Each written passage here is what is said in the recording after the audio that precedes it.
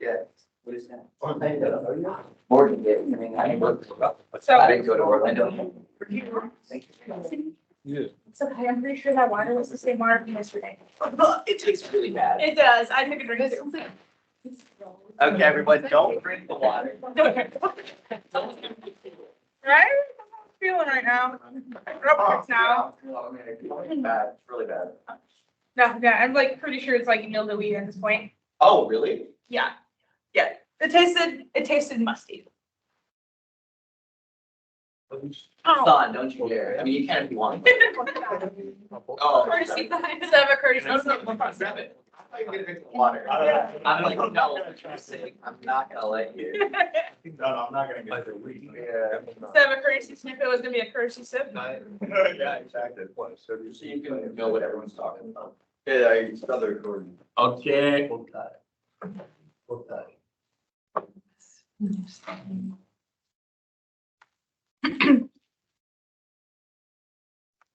I call to order the meeting at 4:33.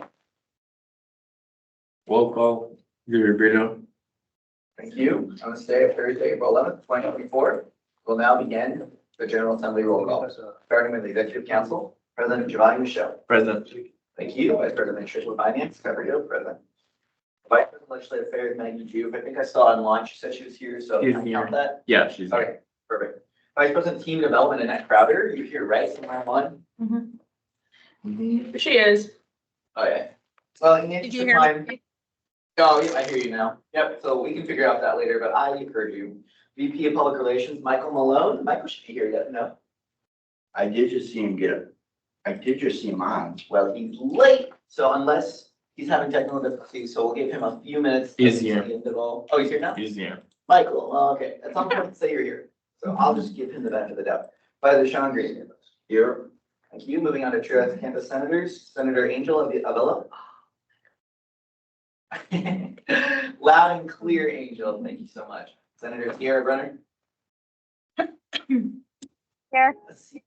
Hey, there you are. Thank you. Senator T. Clearwater. Present. Thank you. Senator Kodiak Kessel. I know you're here, Kodiak. You here yet? Okay, we'll give him a few minutes to get in. So, well, I'll just put nothing for now. Senator Danny Hurd. President. Senator Kennedy Washington. Is she coming? I just saw her. I did just hear too. Ugh, Kennedy. She's excused. Okay. Senator Cameron Wilkin. President. Thank you. Senator Katrina Willis. Okay, Michael, I'll give you the full. Senator Katrina Present. Willis. Thank you. Loud and clear. And Senator Stacy Brunner. I'm here. Yeah, you are. Okay. Last one, Kodiak again. Otherwise, Oh, it's okay, fine. he had a chance. It's late. Well, I guess he's absent for now, so if he comes in again, he'll be late. But we do have quorum. Okay, thank you. I did a motion to approve the previous meeting. We don't have to pass on. Yeah, move to the next. I did a motion to approve the meeting agenda. Great. My hair's wild. I make a motion to approve the Motion made by Ricky Carter, any second? Sure, I'll second. Second by Brito, any discussion? Everybody was in favor of both. Joe, you have your hand raised? I just wanted to second it, that's all. Yes, someone already second, thank you. Any discussion? Everybody was in favor of approving to this agenda, raise your hand.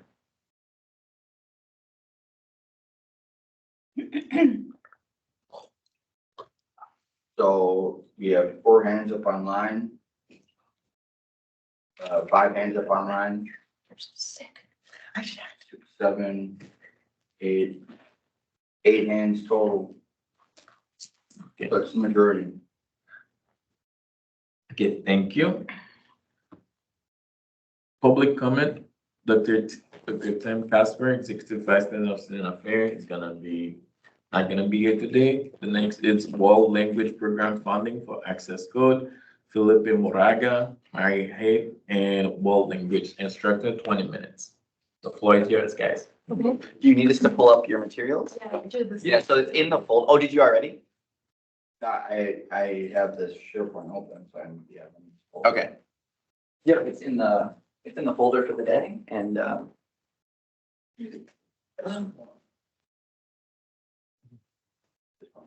yeah. Pull it over now. Oh, do you want to pull from that? That'll be okay. No, it's a point and click, so it's done. Oh, yeah. That's smart. I love that.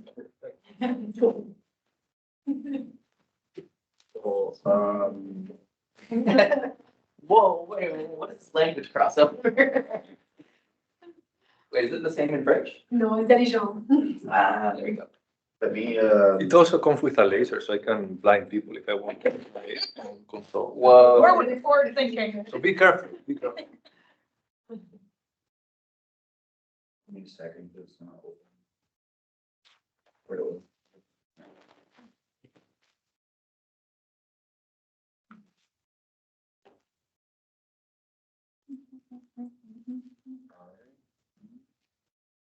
I'll do that over here.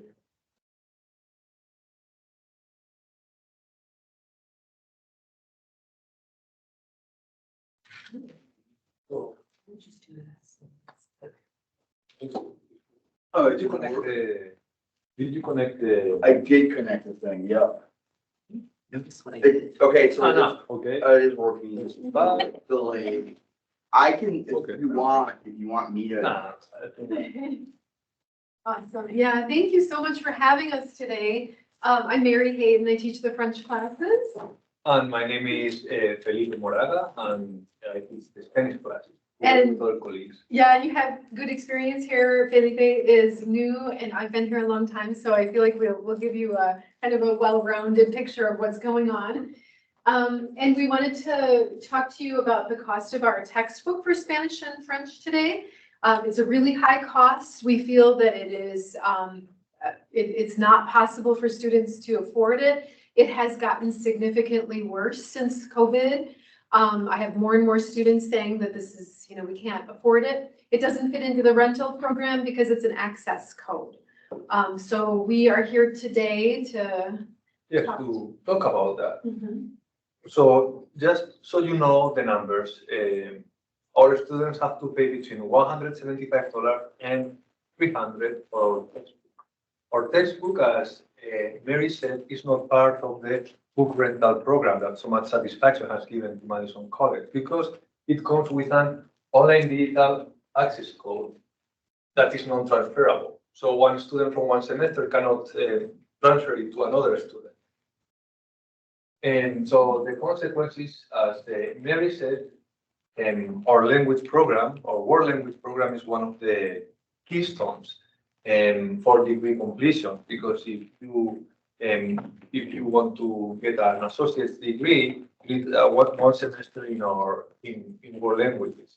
If you want to transfer to UW Madison, 2 semesters, sometimes 3. If you want to transfer to other institutions, depending on the program, is 3 and sometimes more, so 2, 3, or 4. So really, the cost of our textbook is a burden to some students, and it's even prohibitive to some other students. Can you show that slide with the back? Yeah. Yeah. So just to emphasize that languages, it's not an elective necessarily, it's a requirement for a degree. So this cost for the textbook is really creating an obstacle between the student and their degree. Not only the degree at Madison College, but we're always looking ahead to that 4-year degree. And so we do everything we can to advise them, think ahead, how many semesters do you need, do them all with us, it's going to be cheaper. We'll tell you a little bit more about the book, but we do everything we can to help them get that price down. But that language requirement is the keystone for a 4-year degree.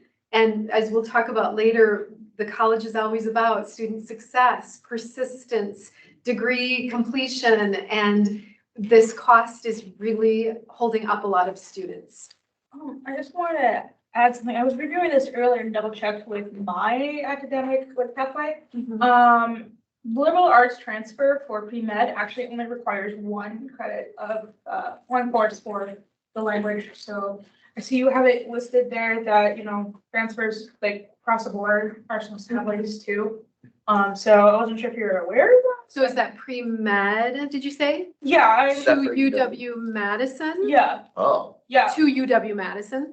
What I'm seeing here on my progress here, that's what's required. For UW Madison?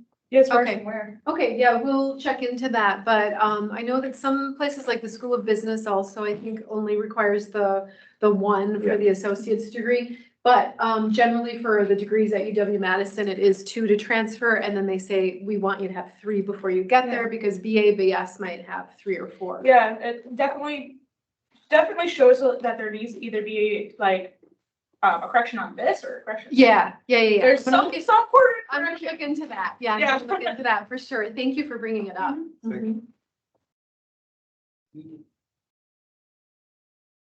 Yeah, so the consequences.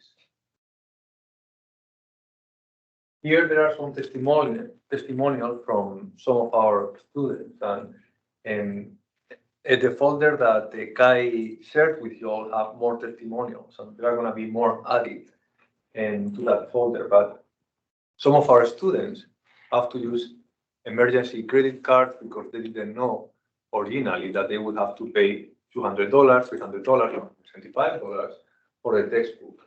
And some of our students even have to drop the class because they cannot afford it.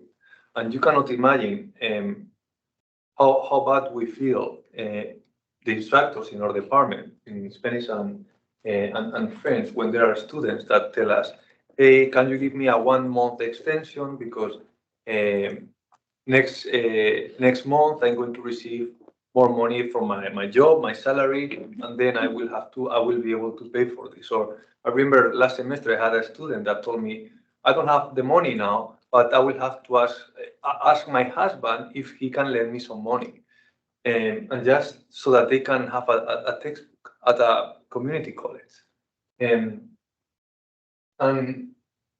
for example, as well, sometimes they ask us to see if we can scan even our own textbooks. The copies that Mary and I have contain all of the answers, but sometimes we scan the textbook, give it to them for a few days, but it is really it is really problematic to us to do this as well. And we try our best to try to help them, but it's just the cost of the textbook is too high, we believe. And some students say, okay, I can, maybe if I ask my landlord, maybe I don't have to pay for the rent totally the following month, and then I can pay for the textbook. So it's creating a lot of concerns and issues. This is our textbook, the French edition, Ote, and the way it works is that if you buy the access code, you have access to the online platform.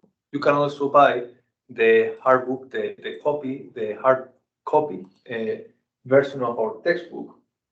But really, the most important part regarding our textbook is the online platform, because it contains video tutorials, explanations of all sorts of things. There are also videos that show different cultural, different cultures around the world, from the Francophone and Spanish-speaking countries. It contains flip cards. Our students really like to use flip cards to review the content. It contains dictionary, listening activities in which the students can listen and then repeat, so they can practice their pronunciation, presentations, transcriptions. Yes. Yeah, I just wanted to lend credit to both of you. Felipe showed me this program and we went through it. It records your voice and then it plays back like how you should say it too. It's quite advanced. So I see why they selected it. So when you use it, it really is a good learning tool. I haven't taken the class yet, but if I do, I'll be with this guy. And it does seem like a really good learning tool. So I was quite impressed, even just being shown it for like 10 minutes. Yeah, I have some pictures here that show, a video of an instructor, a cartoon explaining a specific grammar point. To do. Then, for example, the flashcards, and you can choose what you want to practice. You can practice, for example, greetings, vocabulary, words from that chapter, and then you can also listen to the way the word is pronounced. So it is really enriching for the students. And as instructors, we also have access to a lot of activities that we can assign, and they are based on different skills. So, for example, as Kai said before, if we want our students to practice their listening, we can assign listening activities. We can also assign group activities. We can tell the students, okay, you are going to work with this student in this activity projects. And also activities in which the students talk to each other, or they can practice a particular lesson. So it is all tailored also to each chapter. So each chapter contains all this structure tailored to each of the chapters. And this is an example of a video that shows the sugar canes in Cuba. So then the students learn about Cuba and the most important agricultural source of economy in Cuba, which is the sugar cane. Yeah, and we should note that the students can do all of this work from the textbook on a phone, on a tablet, on a computer. So we understand that students have jobs and they might be at their job. If they have some downtime, they can do it on their phone. So we want that access, accessibility for our students. We assign activities that can be corrected directly by the computer, so they get that immediate feedback and see what they did wrong. The computer will underline sections of their sentences that have errors, but not tell them exactly what. So it kind of helps them in the learning process. And then one of the things that I love, these are some things students said, and I'll just show you those in a second. But one thing that I love, especially for my French 2 students, which happens to be the hardest of the 4 semesters of a language tech, usually it is the second semester. But they will send me an email and just say the title of an activity and the due date, and I know I'm going to go to that activity. I'm going to record myself typing the answers and narrating what I'm doing, and then they can access that. It gets posted right on the activity. So it's almost like they've got a tutor right there within the VHL. So yeah, we have some feedback. Of course, students don't always love homework. It gets to be tedious at times. We try to only assign what is helpful to them. So we're not going to say that all of the VHL comments are positive, because of course they sometimes get frustrated with it. And it is a computer that only will accept certain, and like you have to have the answer pretty exact, right, for it to say it's correct. And if it's not, students get a little frustrated. But overall, there are positive things. They use it. They use the, did I do that? I did not do it, so What I did. So I made it a little bit bigger. I don't think it says touchscreen. All right, so can I just make double hit it, or it goes back? It's like Vanna White. Touch the white. I did. Whoops. Yeah, okay, so we've been doing a lot within our department. It's been years now that we've been trying to find a solution for this. Years ago, we decided to extend the use of this textbook. So for example, in French 1 and 2 used to have one textbook, 3 and 4 had another. So I got rid of the second textbook, and I now extend this code through all 4 semesters of French. That required me to actually, essentially write a new textbook for the content for my French 3 and 4 students. So as instructors, Spanish did a similar thing. We have done what we can. We've had this as an I goal since 2020. We have met with our textbook representatives. We've said, this is too much. We love the program, but what can you do for us? We've also, did I do it again? We met multiple times with our. What's the Oh, could be. But I'm using this one. We've met with our textbook representatives. We've also met with Cengage and McGraw-Hill, other publishers to look at their books. They're nothing like VHL. They don't serve our students in the same way. And as a department focused on student success, we can't go to these other publishers. It's not valuable for our students. We looked into a lot of other options. So we feel at this point we've exhausted what we can do within our department, and we really don't think it's a world languages department problem. We think that it's bigger than that, and that's why we're coming to you. We really think that something has to be done at the college level. We've already got the textbook rental program, but I can't understand how we can't find a solution for some of these access codes that classes have. Did you have a question? I would actually like to say you're correct. It is a bigger problem. Yeah. I took a corporate finance class, and while I got my class for free, I had to pay $175 to do my homework. Yes. I should not be having to exactly. pay to do my homework. So it is beyond the world languages department. There are Yeah. other classes, other courses that are requiring it. So And you had to pay $175. give or take, yeah. More and $250 more to get your degree. I mean, that's exactly what we're saying, is that it's an added cost. We're just like nickeling and diming students, and they weren't expecting this. And so we understand that the publisher, I mean, they're very firm in saying, nope, we can't do anything more. They're out to make business, and they know that they've got their business. They have they've got that audience that has to get the book. So we do believe that it fits in with a lot of the initiatives at the college, equity and inclusion, our accessibility. To me, it sounds similar to when UW-Madison says that they're so focused on diversity and they've got the most diverse class this year of ever. And yet you look at the percentage, tiny percentage. 24.7% of BIPOC. Yeah. They're just not white. And it blows my mind. It's almost just this performative stuff. And I want our college to really, to say, yes, we do believe in accessibility and equity, and here's what we're doing, and here's how we're addressing it. So I feel very passionate about this. And I've seen it for years. Our students are suffering with this, and I don't know what else we can do as a department. So, I do think it's time to open it up on a bigger scale. And ask for your support. So are there other questions? This is our last slide. Oh.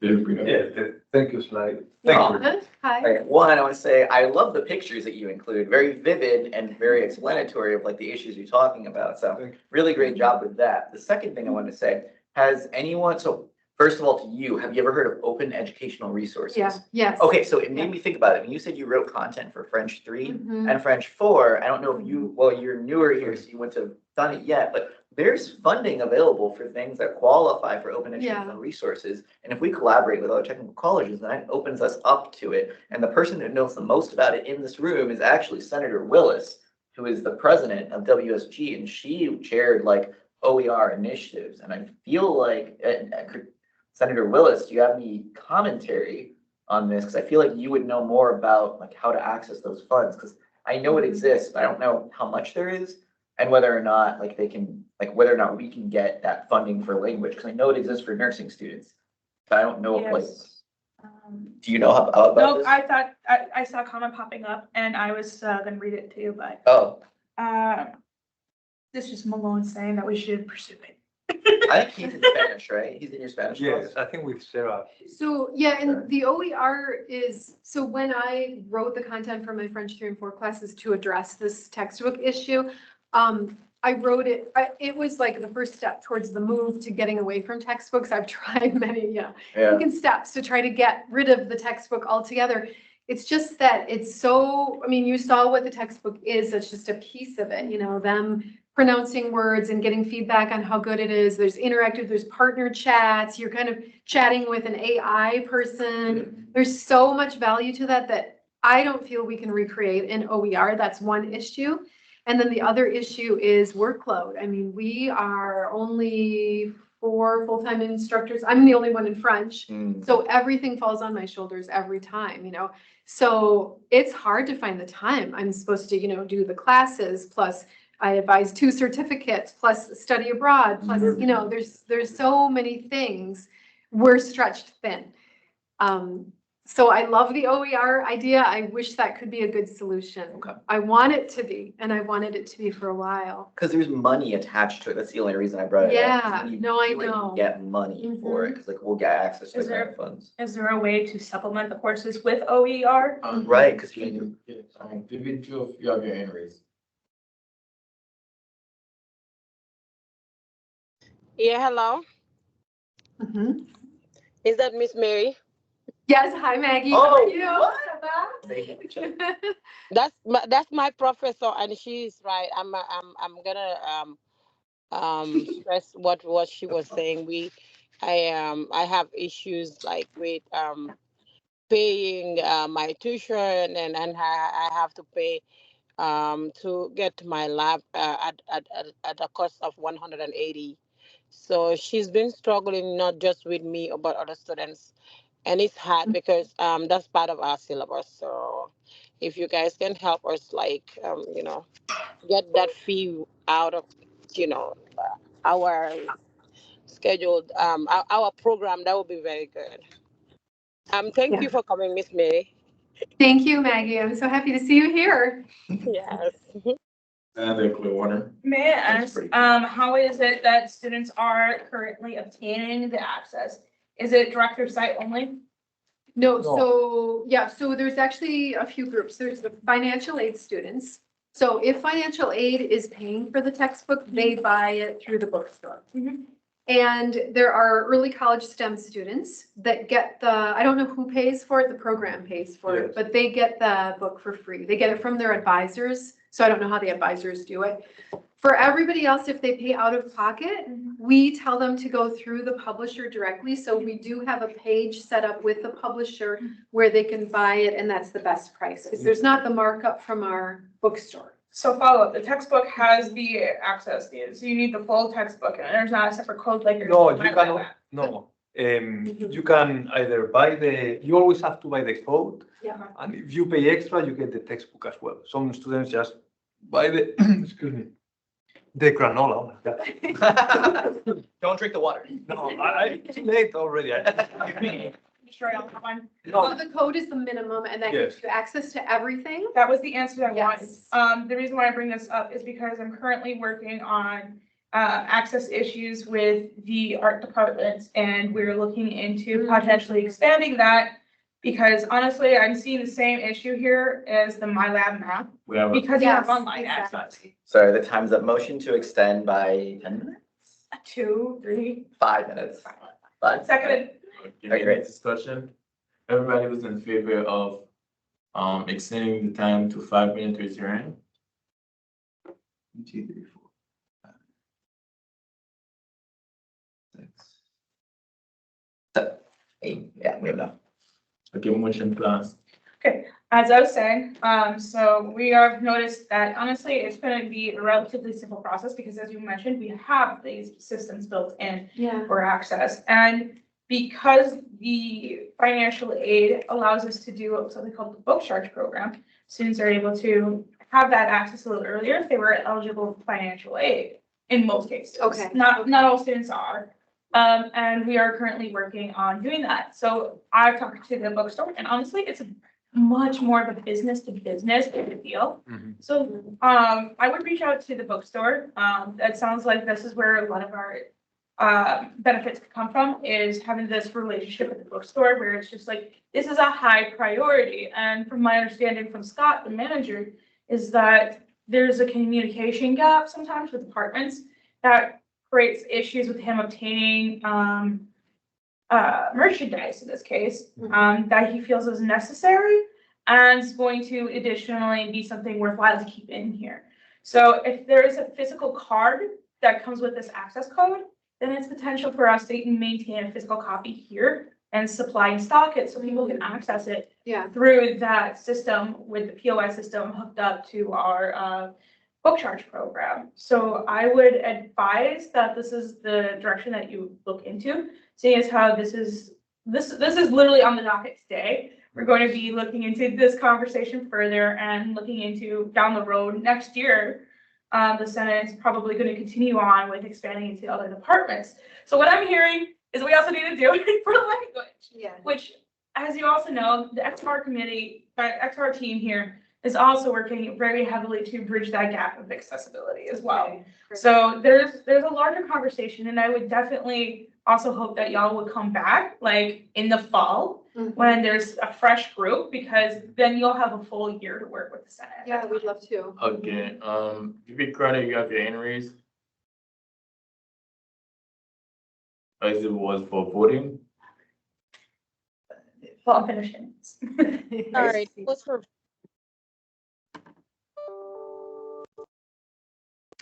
That sounds like a. Freedom. My question was again to Senator Willis. So Senator Willis, do you know if there's any way we can like supplement additional like funding from OER to help their program? Because they're creating content. If they shared it out to everyone, I think that's the only requirement as far as I know of, but I'm not as knowledgeable as you. So I think if they shared that, they could get access to the funds and they could use that for the, they could use that to help students pay off the access code. And is that okay? Like, that's kind of what it's for, right? Because they're doing their part by sharing this content out, because then all the colleges can use it. And then in return, you get access to the funding, and they're just gonna use it however they want, which would be for the access code. Is that, like, does that work? I mean, I can find out more this Friday too, but since you're here. Kai, actually, the funding for OER is sort of to establish funds to support the faculty members who are actually creating the OER. Because the thing is, a lot of the faculty instructors and people who may come together and collaborate and generate OER, if they actually get that stuff published, they could actually be paid for it. Doing it as OER, they're volunteering. So they actually have, it's sort of like a grant for them to create the content that could be shared, not just with their home college, all 16 tech college, but anybody who actually needs to use it worldwide once it's created. So you can get paid more at least. Yeah, I can just find time, you know, that's the thing. Oh, sorry. Yeah. So Kai, excuse me, I was still talking. Sorry. One other quick point I wanted to make is when it comes to the students and the access cards, that would be a good thing to potentially tap into the foundation to get funding for, or to ask the faculty members, like in October when they do their shared giving, to potentially set up funds to allocate toward that instead. Katrina, I'm gonna ask you, who may I get a hold of for that? Would it be Julia in the honors program? The honors department? No. You would need to contact, have you ever applied for a scholarship? Yeah. That's who you would contact, the person that contacts you about the scholarships, when you receive your scholarship. I'm just realizing, I have Julia on my mind because I've gotten scholarships through Julia, so, I'll just. I love her do that. too. Yeah, no, I love her as well. Okay, But I'll put thank you. I'll put the name of the individual in the chat so we can get back to the Appreciate meeting. it. I'm sorry for interrupting everyone. Okay. No, that was your hand. Thank you. Thank you, Professor Mary and Yeah. Philly for coming. Yeah, thank you for having us. Thank you, Joanne. Thanks for listening. Thank you. Report of- Thank you, Mary. Report from Officer, Advisor, and Senate Committee, Executive Council, Appointment Report. We don't have too much to say, and welcome to the guests for here, to being here. And if you received the transition document from Advisor Green, you're filling out at your earliest convenience, because we have to have something to share with the next Senate. Yesterday I was at the college assembly and we were talking about like how they're gonna move forward with the chair council. And Senator here gonna give a more detailed report about that. But the feeling I had about this was staff was feeling like they were not heard, student was feeling like they were not heard, and they feel like they have to have, a say on it. But, fortunately, it's come to like a consensus where everybody, like the moving forward with the chair governance is gonna be taking part of, like, gonna take part of everybody, concerned and everything. Um,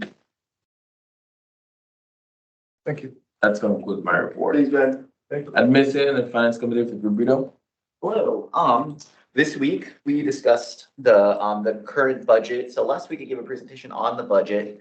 This week we learned that it wasn't entirely accurate. So one thing that I learned is that currently the way it works is that these funds are restricted to specifically the use that we had asked them for from the SAB, which makes sense in some ways. But also, like, we have a certain fund, so we have some flexibility on how to use it. And that's something that we can rectify with the SAB next year, and finding some solution for it. So I don't know what it is right now, but we're trying to find funds to be able to pay for NACA.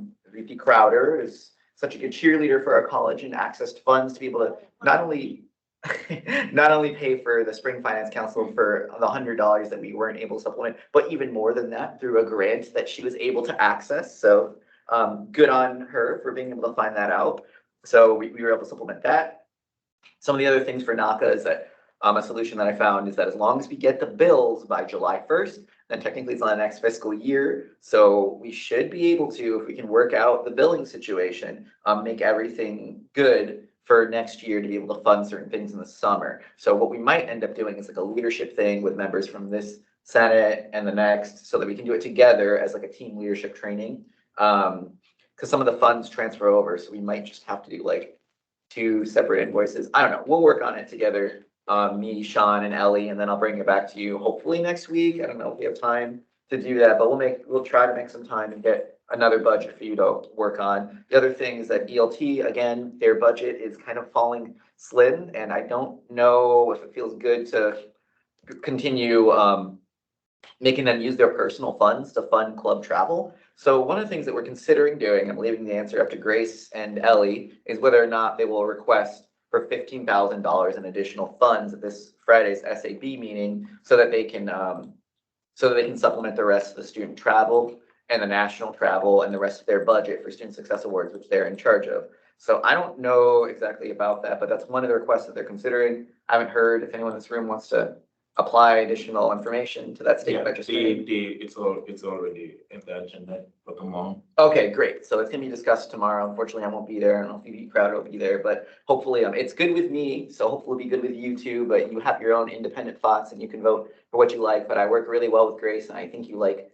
Grace as well. So if he says it, I think that we should go along with it. But again, use your own thoughts and discernment to figure that out yourself. But that's just what I would do if I were there, which I'm not. So yeah. Anyways, that concludes my portion of the spoken report. Anyone have any questions? Doesn't sound like it, so that concludes my report. Thank you. This is the committee VP Joe. I am, we're going tomorrow to Stephen Points, and I'm working on my governor's report, and I have to meet with advisory next week and then fill out the handing over paper, and then prepare for the other incoming legislative VP for their swearing in, so to assist them. So end of my report. Thank you. Any questions for VP Joe? Thank you. Team Development Committee, VP Carter. No report. Thank you. VP Carter. Team Development Committee, VP Carter. That was totally. Last person who is on the screen is the one who just talked last, so. Yeah. VP Carter.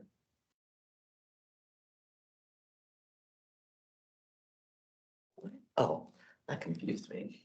Am I clacking? Know that you're on the camera. I was like, what? Oh, Yeah. Yeah, I'm looking around. VP Go Carter, back to it. we're gonna go back to VP Carter. Public Relations Committee, VP Malone. Thank you, President Michaud. No report.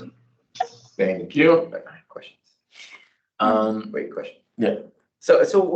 Michael, what are VP Malone, what are you working on currently? I will be meeting with Advisor Green tomorrow to work on the transition documents. Okay. Okay, thank you.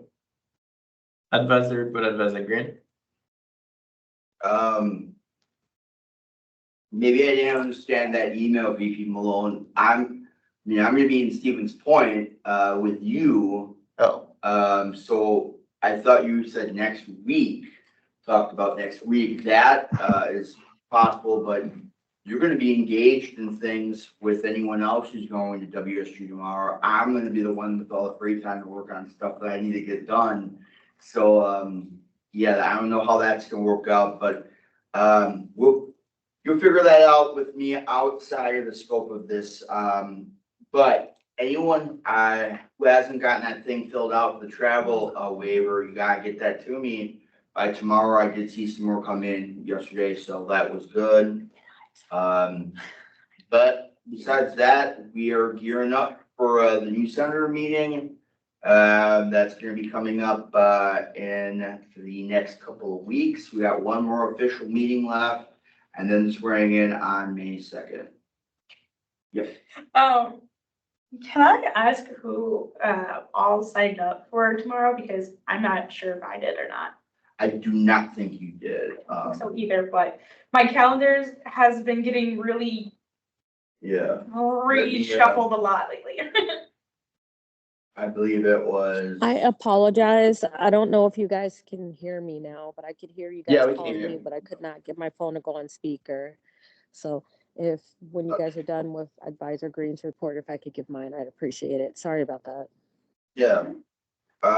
Yeah, so close. But I believe we have obviously both Guy and Katrina are going to be going separately. Kodiak is no longer going to be joining us. Annette may be joining us. Malone is joining us. I'm doing this all off the top of my head right now because I can't find the email fast enough. But I do know that Senator Priori, you're not joining us. I know that the Brunners were joining as well. Nice. Oh, Angel's coming in his own car? And I believe Angel is also going with. Yeah, oh wait, here we go. I think I found it. Yeah, okay, so here we go. Yep, so Senator Villa, Senator Sierra, and Stacy Brunner, Senator Willis, then it was VP Malone, VP Breeder, VP Crowder, VP Juve. So that's everyone that's going that I know that's growing, but with the exception that Crowder may not be able to, but may. And Kodiak is definitely not able to go. So, yeah, so, and I've gotten most of the travel waiver stuff, so. And I did just grab the keys, so that's we got the keys, so. Yeah, but, yeah, that hopefully answers your questions here, Clearwater. But yeah, that's all I've got to report. Yeah, thank you. VP Carter. Thank you. I'm sorry again, you guys, about that. I don't know why I'm having technical difficulties up there, then because I'm not in the room. But so as far as team development, I sent an email to everyone just in the last 10 or so minutes, so you should be able to find it fairly quickly. Please take a moment to fill out that survey. It's the survey to determine who's interested in going out to have a meal at the end of the semester. I've sent it only to the current Senate as of right now. We may extend it out to the new senators as well. So basically, I think I already mentioned that our money situation is a bit on the bleak side of things. So this would be a meal on your own, but together, is my nicest way of saying it. So basically, I try to give an estimate to the best of my ability of how much the food would cost, but my recommendation would be that everyone take a moment and do a search online based on the restaurant that you're interested in.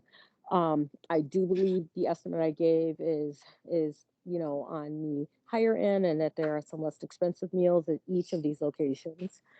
Um, let's see here.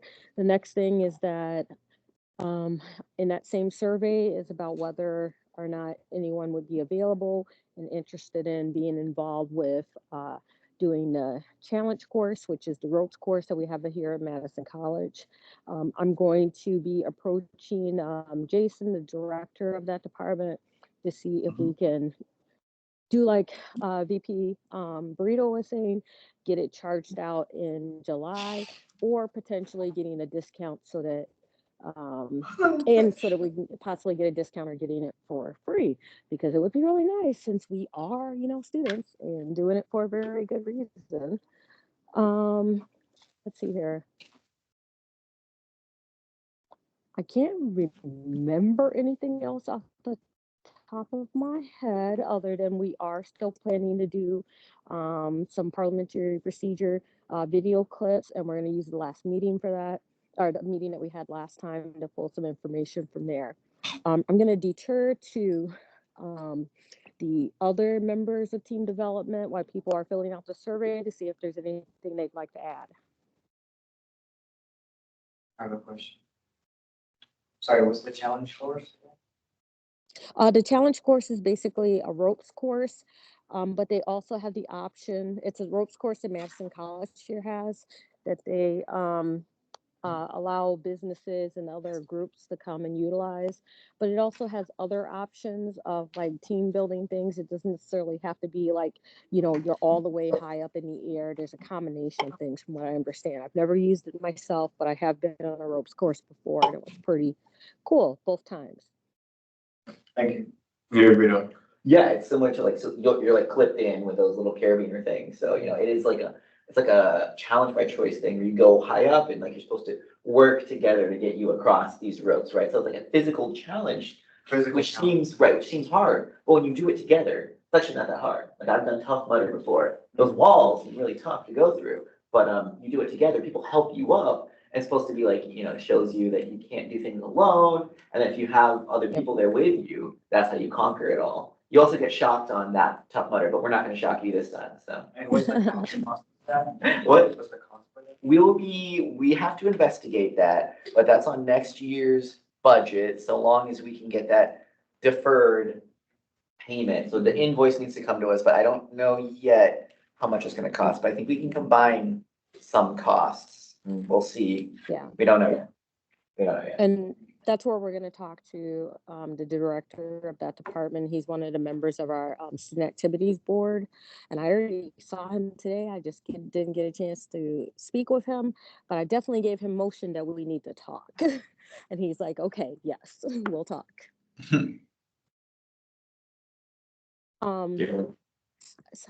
Senator Herr, Senator Clearwater, Senator Wilkins, did you guys have anything you wanted to add?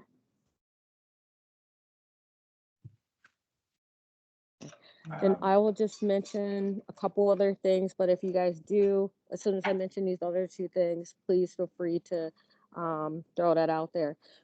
On April 22nd, that's the event that that VP Burrito was mentioning, that we are having the spring social, the Black Student Union is, and we have invited other student groups to be a part of it.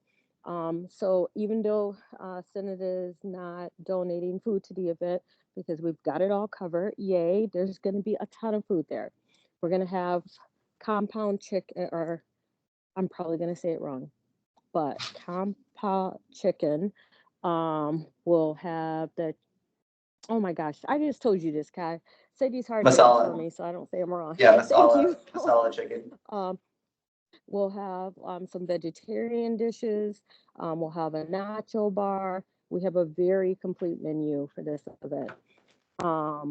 We are hoping that Senate members will be able to attend as well, because this is another opportunity to collect information for a group of students that we probably have not been able to tap yet. And so I'm just trying to encourage people to please attend the spring social. It should be fun. We have a DJ. There's going to be some karaoke. It's going to be in the den. Hopefully, we'll have a few tables set up outside the den with health information on there, because this is also in support of National Minority Health Month. And we will hopefully have a few door prizes as well that I'm in the process of collecting up from people. Any questions for me? Anything that Annette, any of can the you other team put the development survey members in the wanted to chat? add? I'm sorry. Can you put the survey in the chat? I'm not seeing an email that Oh, you said you yep, I sent. sure can. I thought I sent it to Student Senate 2324, but yes, I can throw that in the chat. It should be, actually, it's the same one from earlier. I just hid the questions that we're not going to use right now. But I will throw it in the chat. Oh my God. Okay. Thank you, VP Carter. Report from Special Select Committee, Student Activity Board, VP Brito. I'm sorry, is this SAB? Yeah. Okay, sorry, I was trying to put the thing in the chat. For SAB, we didn't have a meeting last week, so no report. Thank you. Textbook Affordability Committee, Senator Sierra Brunner.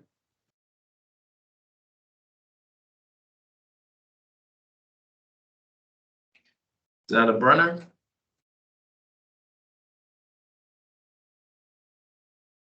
Going once. Thank you. Regional Outreach and Engagement Committee, VP Malone.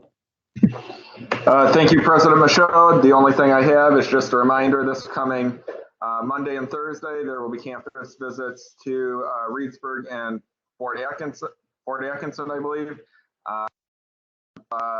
Anybody interested, please let Advisor Green know.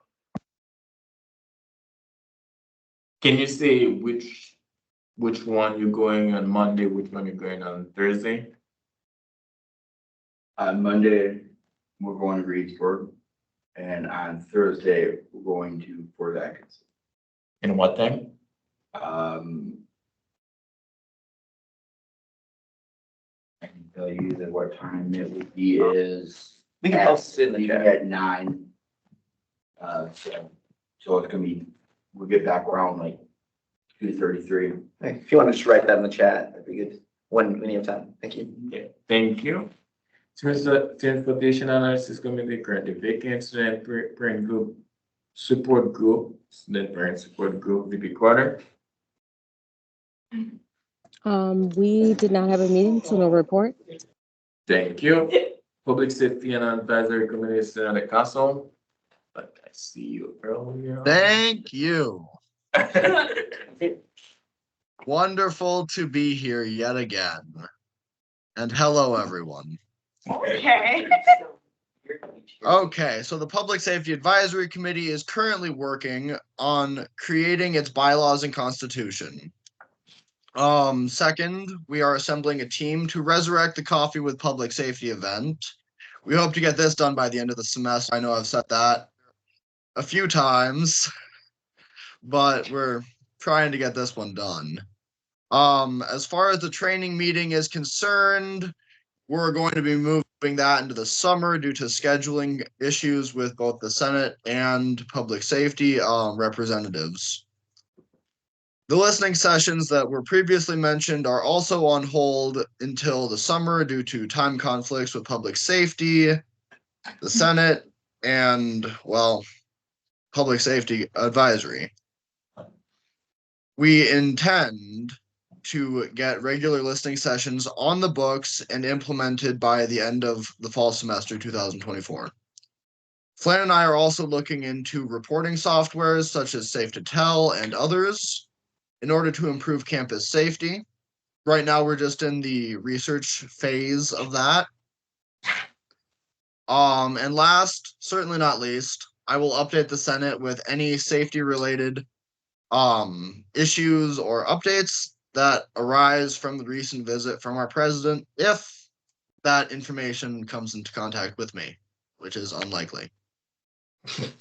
Questions, concerns, qualms, queries? Why it's unlikely that they're not gonna get any information from the public safety if there's any concerns while the president was visiting us? Because that information might not even come to public safety. I just have a feeling that that might only go as far as the Secret Service. So I really don't know. Thank you, Senator Caswell. Inclusion and belonging coordinator, Senator Clearwater. No report. Thank you. Report from regional metro campuses, Reedsburg, Senator Stacy Brunner.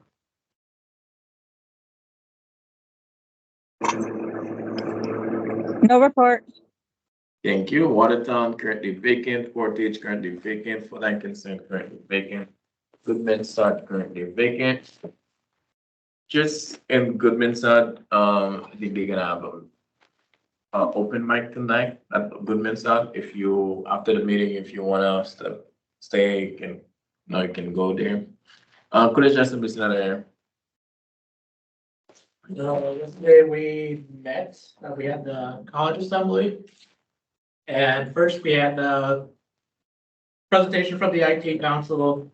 They gave a presentation on the timeline for closing inactive student accounts. And the college assembly approved that to have inactive accounts closed after 12 months. And then the shared governance is currently being restructured. Right now, we're giving recommendations to Dr. Daniels for his feedback, and in May, we should have Dr. Daniels' feedback. And there's going to be an implementation team that's going to be created during December to work on the frameworks of the new structural changes to shared governance. And by a large majority, the college assembly voted in favor of having the option 4, which is to have the existing shared governance structured as well as having it integrated with strategic priorities like Vision 2030. And yeah, this was approved, and now we're just going to give the recommendation to Dr. Daniels for feedback and enter my report. Who's on the summer committee to be restructuring the shared governance councils? Are there any students involved? Oh, I don't know. They don't do that yet. Yeah. That yet. Yeah. Can there be students involved? They have a meeting, they have a meeting in May as well. Senator Castle. I put my name in the hat for that, so we'll see if I get in. Okay. There's more than one person though, right? Yeah, there's gonna be like a team of, but right now, nobody knows who's gonna be there yet, so. Thank you. Academic Council currently vacant, Diversity and Community Relationship Council, VP Potter. Oh, she's having technical difficulties, so I can give report. Okay. Currently, our last meeting was canceled and we had alternative homework assignments as Dr. Grady likes to give. At this time, I don't recall what it is, but it was rather short and simple. So at this time, there's not anything heavy that's a conversation this month. End report. Thank you. Facility Planning and Investment Council, Senator Willis.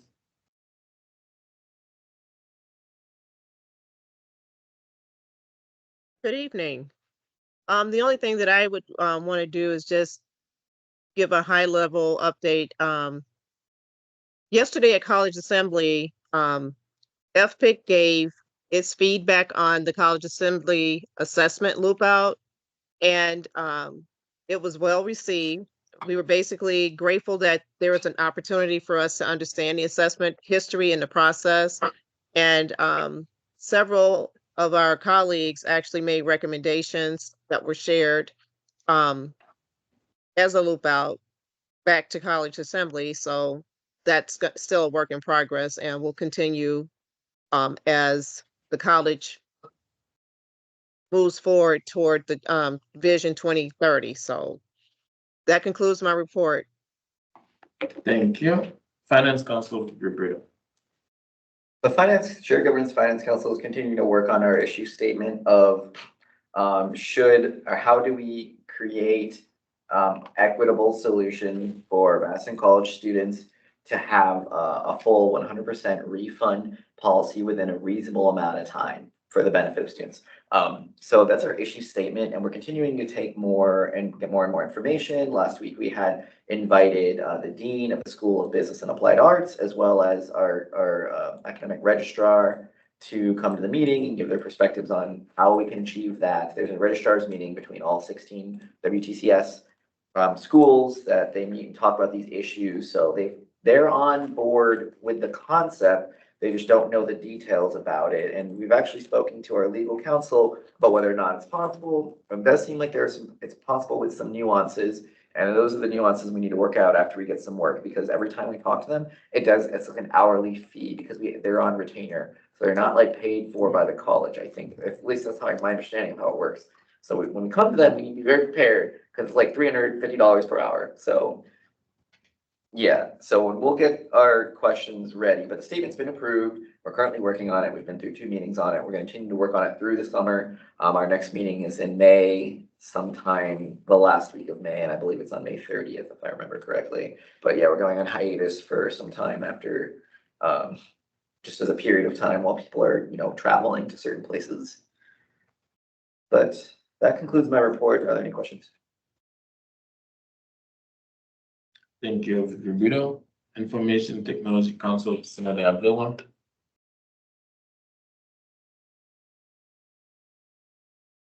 No report. Senator Avila? He wrote online, no Yeah. report. Okay. Institutional Effectiveness Council, Senator Castle. Why, hello again. In any case, today in our meeting, we discussed the future of this council with regards to the shared governance restructure. We're going to be sending out a survey to the members who missed today to gather their input. The committee will also continue interviews with college departments who have answered our surveys on assessing learning outcomes for students. End of report. Questions? Thank you. Senator Castle, I heard the Institutional Effectiveness Council may be sundown. Can you elaborate on that? Yeah, that we may be shut down. Yeah. Is that what you said? Yeah. Yeah, so it's a certain possibility. What we're looking at right now is whether or not we even want to continue. I'm advocating personally that the more representation is the better, as I believe we've discussed previously.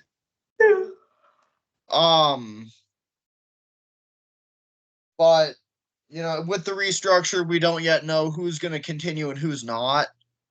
So it's a certain possibility, and I think that possibility exists for almost every committee, so far as is my understanding.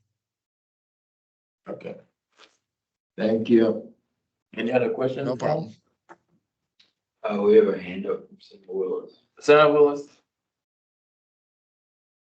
Just as a point of information, some of the councils, including FPIC, have decided that we are very necessary and we will remain in play regardless as to the outcome of shared governance.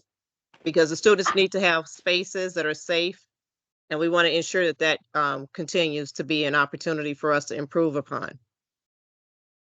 Okay, thank you, Senator Willis. Student Affairs Council currently vacant. Unfinished business resolution 004, art supply using financial aid charge. Senator Clearwater, 20 minutes. Yeah, I'm going to just take it over. I do remember that I did add a word. Oh, jeez. I should have pulled this up already. I'm sorry. No, Haya's here. Who? Our next VP of I Team Development. was here last week too. Yeah. Oh my gosh, now my computer wants to go extremely slow. I'm so sorry. I think it's okay, we get the information from that. Yeah, so, VP Burrito and I did a little more linguistic, tweaking and everything, and I found out some new information, earlier this week, late last week, so that has now been added to the document. Why is this occurring? Oh, I think Sean can pull it up. Yeah.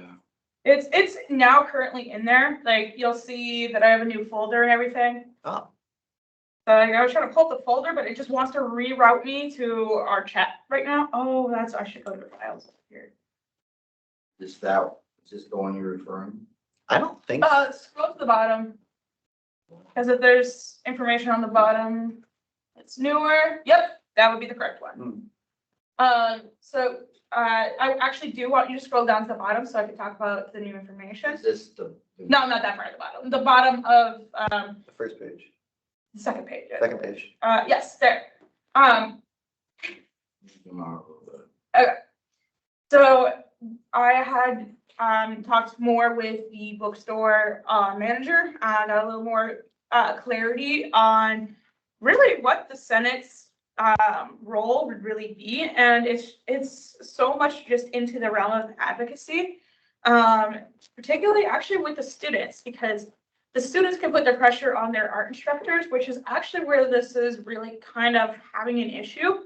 The biggest issue is not really getting the information back from them, because there used to be something in place in the bookstore outside of those just individual items. The bookstore used to carry kits from arts and craftsmen, and they stopped selling them. One of the reasons why was because we stopped getting communications from the art instructors, from my understanding that I have with the bookstore manager. Now, that's really what we need to do, is kind of help amplify that communication. The bookstore has every capacity to make their own decision to carry this merchandise. We do not need administration's approval.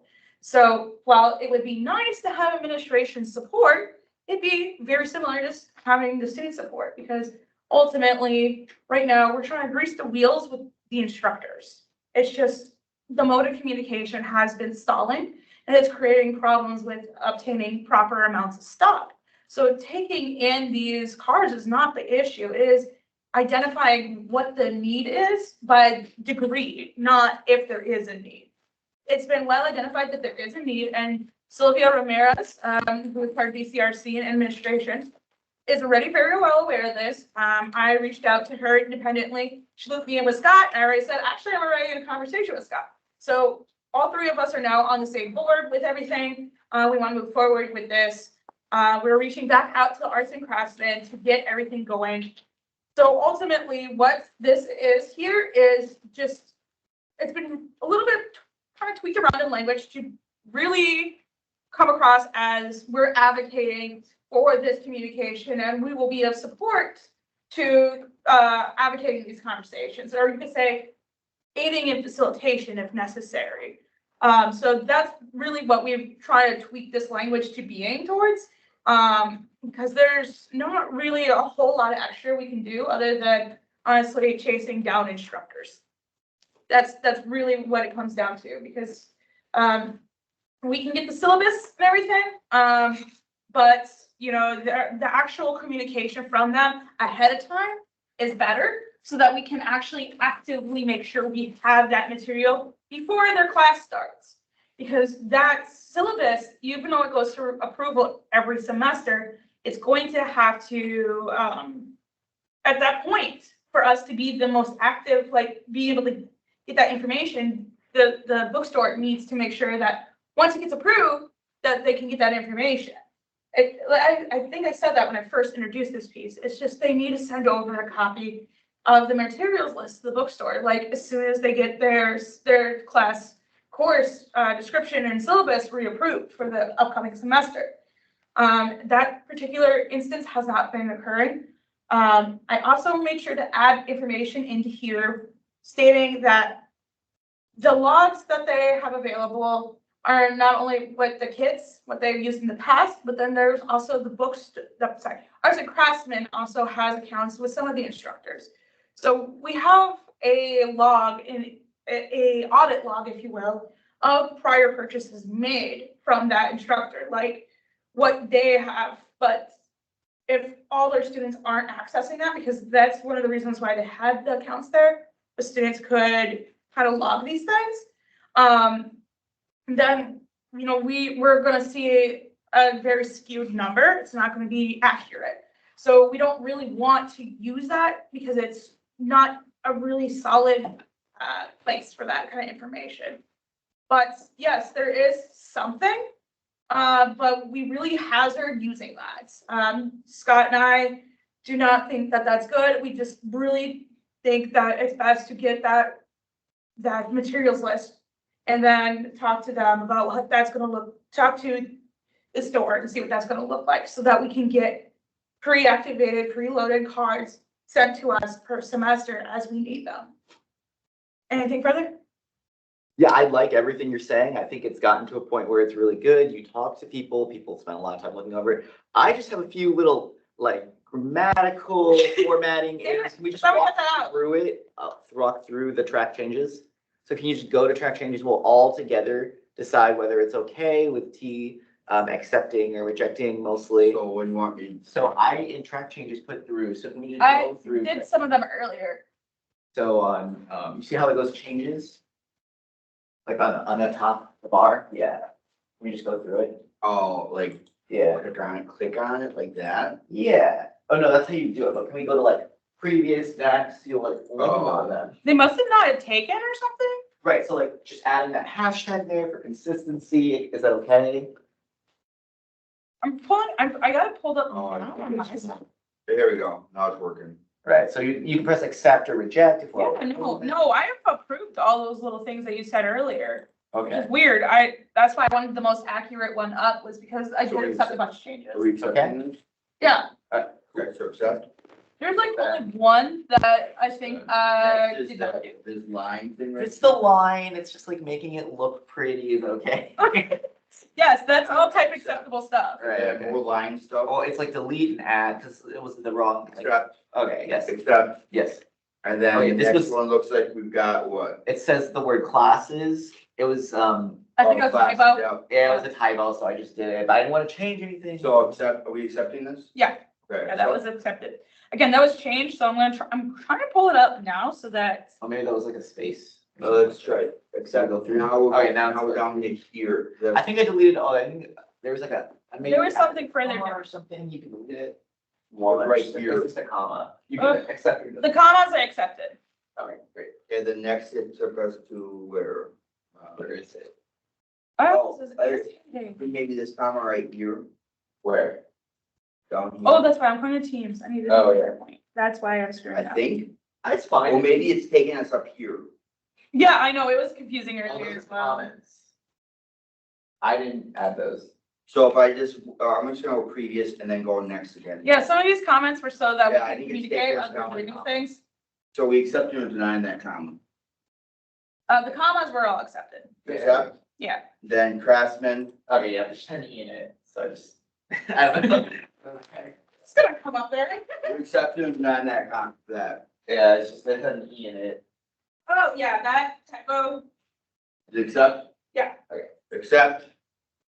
I guess we have. to- Oh, yes, I deleted it and then. Oh, added yeah, it. accept, okay. That's my bad. Then enthusiasm. Yeah, I was just. Yeah, that one wasn't even me. I Are we realized. accepting that too? Yeah. And then we accept, okay, no, we're done. And then, I think we have to do it one more time because it's. No, I think there's. But it's just taking us right. Yeah, there was double space somewhere. I know, something stupid I did, but. Oh, with. Oh, with, yeah, it's with down here. We'll work with the Madison College staff. Ah. I feel like we'll work the, cause that's different meeting. We're gonna work them over. I think it was supposed to be work with the, and then like, yeah, I don't know. Yeah, well, are we accepting this? Yeah. Okay, perfect. Okay, there's like a box, so she was added twice. Okay. Hold on. Runner was added twice. Hi. She said the syllabus get approved. They. My pronouns are they. They get approved by what organization? So my understanding is that the instructors have a program director And that would be who does their approval initially, and then my understanding is that it goes to like department chair or such. And every semester does it get approved or? Every semester, the instructors all have to do this, yes. Okay, we have one last one here. Few last ones, but. Two last ones. So it's double Sierra running. Yes, I recognize that one and accepted it. Accepted? Uh-huh. Okay, and the last one. Yeah, In the corner. yeah. Yay, I'm good with this. So there are, okay, so hit accept and I can't find this. I've accepted everything. That was good. I would vote for this. All right, so, I mean, I see this line thing either, but whatever. I think, this is really good, team, really good. Appreciate it. All right, so, yeah. Senator. Yeah, I just want to just re-clarify. So this resolution is just sort of like showing the students' interest in working with Madison College administrators to have this implemented. Yes. Okay. Basically, like I was trying to say earlier, was, we're gonna try to work as much as possible as student senators to really like make sure there's a follow through on this. If that means we have to assist in an area, we will do our best if we're able to do that, like clearance provided kind of thing. So like for earlier examples, I was like talking about, working on a committee to potentially do a petition. This was like my early thoughts. I was like, I don't know, maybe we have to go to all the students and be like, hey, do you want this implemented? We don't need to do that. Yeah. Well, you bring about an interesting point because maybe we could do that because if this is in line. So Senator Wilkin actually came up with the idea that maybe we could have some sort of combination between the two. And I actually liked it, but then it was said that like, oh, maybe we shouldn't like derail your, like your resolution. So I didn't bring it up to you because I thought, okay, well, I guess maybe we shouldn't do that because this is, it's strong in its own. It doesn't need another one to be on it for the support of it. But if you are liking the conversation, like this could be a bigger thing. And if we did get a petition that's similar to how the textbook affordability committee was created, because that had that resolution had the most people vote for it in recent history of Senate elections, of recent recorded history of Senate elections that we can access. So because that had like 11.9% of people vote in it, yes, like if we did some sort of petition with it, that people are interested in their textbook costs. So it really would get interest. Yes, I really think that, honestly, personally, I would believe that something like a campaign of any sort, whether it's just tabling or we're going around petitioning, we are going to put that necessary pressure on the art instructors to just turn over their syllabuses. Like, this is a lot of effort to have them send a singular email. That this is where we have to do all this because of one freaking email from these instructors that aren't being sent. Like, again, the structures are all there. And I think it's just time that the student body puts down their foot and says, we need more communication from you. So that's what I would hope that the Student Senate is willing to do, is encourage the students to collectively make this a known priority of theirs. It is a priority of ours, and it is a priority of theirs, and it's a priority of us to amplify them. So I hope that this comes across in this resolution at this point. Okay. Motion to vote? Question? Oh, yeah, motion to pass the resolution for art card on book charge as written. Second. I'll second. Okay, any discussion? Everybody was in favor of approving the resolution 004 art supply using financial aid charge. Raise your hand.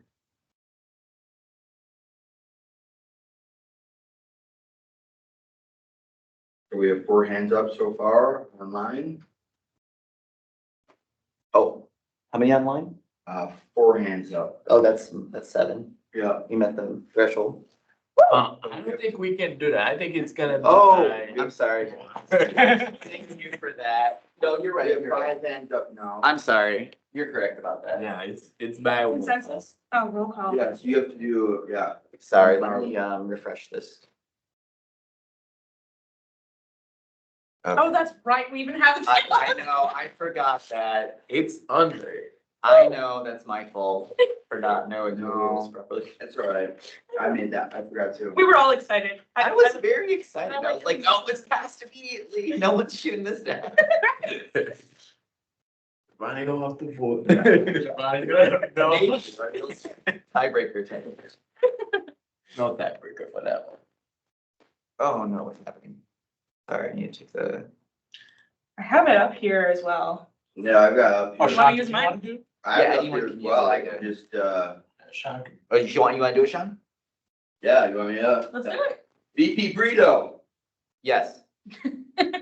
I. VP Juve, I don't think people just still here. all right, so, That's abstain when it yeah. VP Crowder, was having technical difficulties might be a minute. Yes. all right. VP Malone, Aye. Senator Avila,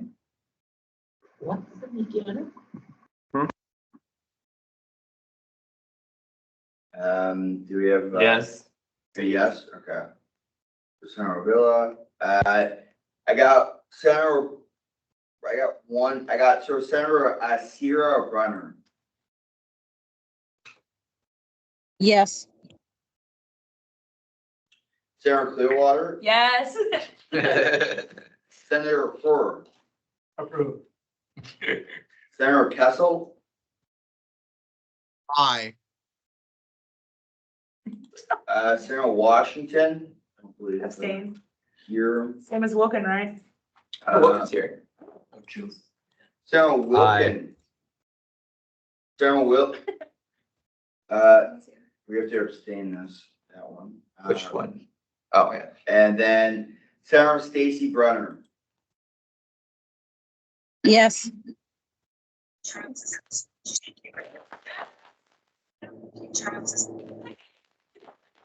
We did the count. After a long. A month. Long. 2, 3, 4, wait, 1. Thank you. Oh, what did I do? Second. New business, resolution 005, SAB academic program funding guideline with Brito. so I might as well bring this one up too. Yeah, let's just bring it up. So as you remember, we had a fiery, passionate debate last week where we all voted on narrow margins to pass the student senate budget because I'm a villain and I like to hold things Student up by activity budget. administrative policy. But the big thing here today is that when we get it pulled up, I sent it to all of you.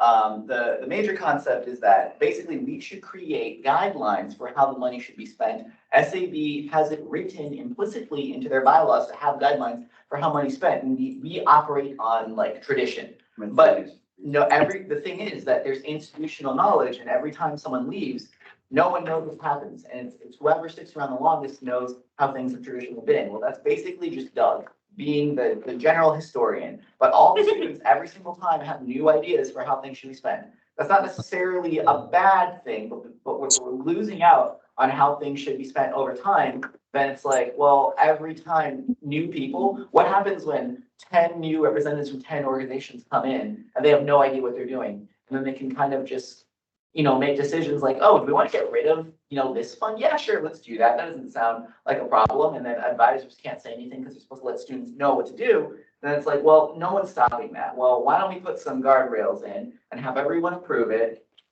and just say, this is how our money's going to be spent for now and the future. And people can change that because there are the ability to change things in the bylaws. All you need is a 2/3 vote from the SAB, which would require 7 people of the 10-member organizations that currently exist. You need approval, a simple majority from the student senate. You need approval from the college president, as well as the Madison College District Board. So there's layers of protection on that. So if the district board doesn't agree with it, or Dr. Daniels, or whoever the next president is, doesn't agree with it, they can reject it outright. So we have to work with many people across many different departments, including SAB, which is all the member organizations, student senate, the district board, and the president. So if all these people are approving it, it must be good.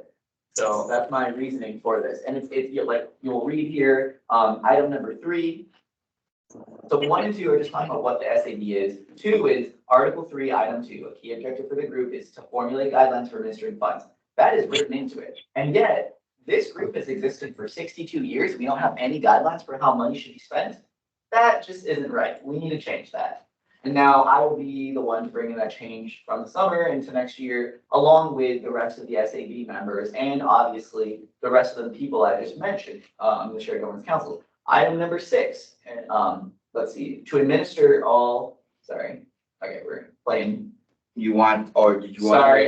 Sorry, can you go to item number 4? Oh, my apologies. So, in item number 4, we talk about the SAB bylaws, Article 3, Item 6, to administer all student activity and incidental fees responsibly. We can't administer fees responsibly if there are no guidelines. They play into each other. So it's up to every single student group just in that particular year to decide what is responsible usage of fees. There was one year where arts funding was cut just because people didn't see the value of it. And that was during the COVID year. Like, yeah, let's just cut all the arts funding. Is that okay? Like, can people just decide that because we had a group of 9 other student groups that just decided, you know what, arts funding isn't worth it in this COVID era. Let's just not give any money to arts.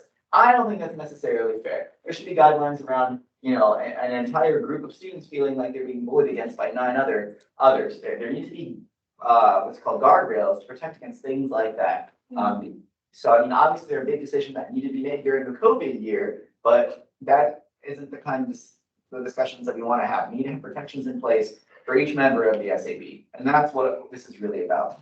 No, this guideline or this resolution doesn't say what you have to do specifically. It just says you have to do it, and it gives them a time frame of when to do it by, which would be by the next budget cycle, which is 1 year from essentially today, because we have to pass the budget before the May district board meeting. So this is all we're saying, that SAB must create those guidelines and they must do it before the next budget cycle so that we have some rules in place for how we spend our money. And it's up to them to decide, and us and all the people I mentioned. So it's a very big shared process between many different people. So that's my pitch to you all. Any questions? There seems to be a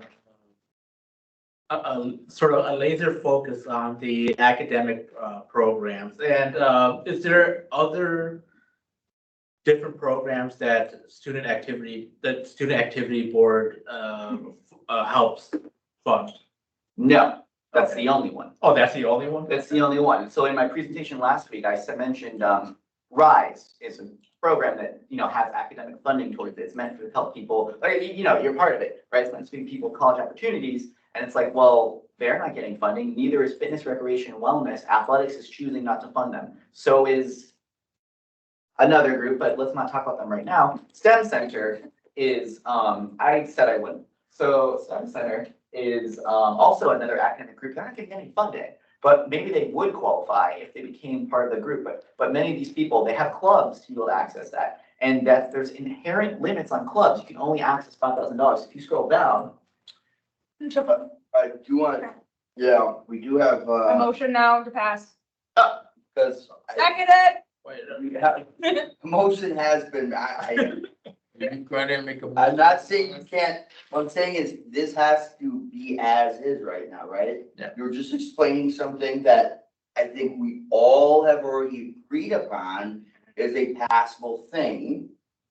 So if you wanted to change something, That's the time. your moment has passed and a motion has just been made to pass it. Yeah. There's gonna be a discussion. well, you can discussion after that, yeah. Yeah, motion made Very by little. Clearwater, Yes. second by Senator Clearwater. Any discussion? Okay. Yeah, I just want to finish the thing there. So you also hear that there's limitations of $5,000. That group is getting $11,600. It was fine when they were getting $2,700 because they needed it to survive. But they've been asking for more and more and more consistently over a year. It went from $2,900 to $5,400 to $5,900 to $11,600. And that's just not okay because they're starting to view us as their only source of money and they're not looking elsewhere for money. They're getting $1,000 from nursing and $2,000 from public safety. They can do a little bit better because if they're going to expand, they can't keep doing it on the dime of students because that $11,600 honestly should be going to clubs. Because why are we running out of money to fund, BSU trip during the summer? Why are we running out of money to fund, ASA trip, during the summer? La Raza has their spring break trip and we can't fund those things. These are cultural identity groups. And we're not giving them money because why? We're giving it to this program. I think the program's good, but they shouldn't be getting that much money from us. Sorry, Danny. Yeah, no, like, I actually agree with it. It's just like, I don't know whether or not there might be an issue where they feel like it's targeting, like, I don't know, like, whether it should just be like the Students Activities Board should be funds directly that impact students, like, experience instead of like a targeting of the academic, program aspect of it, because I don't know whether or not Dr. Daniels or, whoever might feel a certain way. No, it is all of them. And also, again, so if we make rules as SAB, and we have to please the president and the district board and senate and the other SAB member organizations. So when we come up with these rules, everyone will be there at the table, and it's mandated that all 4 of those people pass the rules together, because it requires that. So it's implicitly built into it. And like, SAB agreed with this, they. I don't know what the temperature check is. Giovanni, can I say that people have their opinions and I don't know where it's fully at? It's like, the way I see it is like, you make an assumption about the conversation we had the previous meeting. But what you bring in right now, it's not the same thing who was like discussing in the meeting. Because like when you were discussing last meeting, you were talking about PAL only. That's true. But now you're talking about having a guideline for all SAB about community and outreach. An academic program. Yeah, that will, because you don't single out, like if you don't single out one group, you will get the full support. But when you single out one group, because people always see it like that. If today they attack one group and I don't say anything, tomorrow they're gonna attack me and nobody gonna say anything. And so far, it sounds like everyone that we've just talked with from SAP is in agreement with this change and how it's gone. Okay. So Volunteer Center seems to be on board. Student Media has their reservations, but generally seems to agree. Obviously, PTK, ELT, and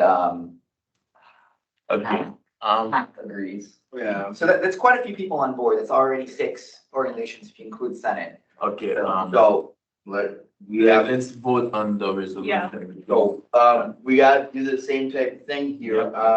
You made this as a PDF, so this. I'm sorry. So, I gotta. Are you sure I didn't put the, Well, you made it as, I have to open it up, and now I have to, do. I'm sorry, this is not the one with I have the one, so I can update it later. Because I have. You can do it. Yeah, you can do it, or you. No, what I'm saying is that I have the one that has the watermark in the background. I deleted it because I found it hard to edit with it on.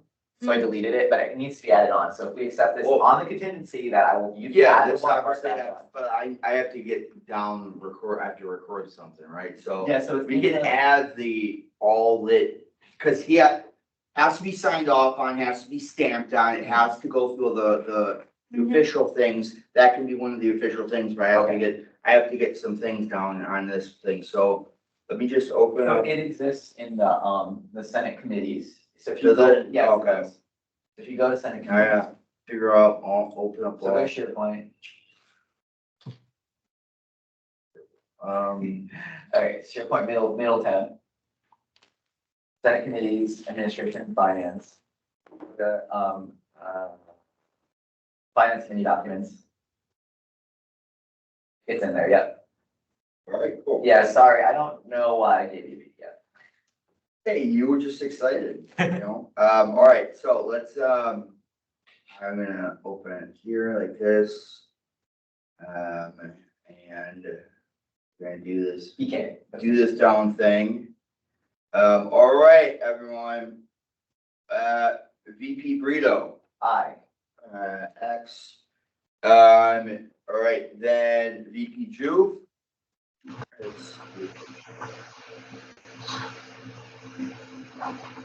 Do not see a VP Juve. I do see a Malone, though being very loud, that now I'm muting. You know,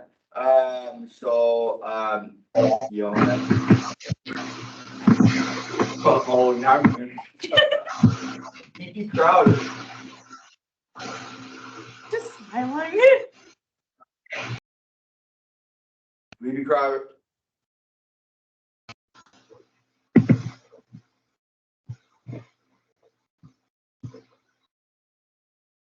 VP Crowder. She made a motion to approve. Yeah.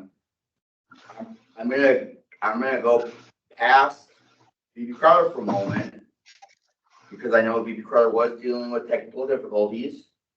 VP Malone. Aye. All right, now mute yourself. Sarah Avila. Yes. All right, Sierra Brunner. Yes. Sarah Clearwater. Yes. Sarah Kessel. Yes. Sarah Hurd. Approve. Sarah Washington. I don't believe they're here. Sarah Wilkin. Aye. Lewis is abstaining, and then Sarah Stacy Brunner. Yes. We need we need VP Crowder right now to give some acknowledgement that they are in approval, and we have full approval of this bill. It actually doesn't require full approval. Resolutions do not require full approval on the first, only bills. Well, then, you want me to, is that what that email was about this earlier today? Yep. Yeah, that blows my mind, but, so what, are we going to abstain? I'm standing. Okay.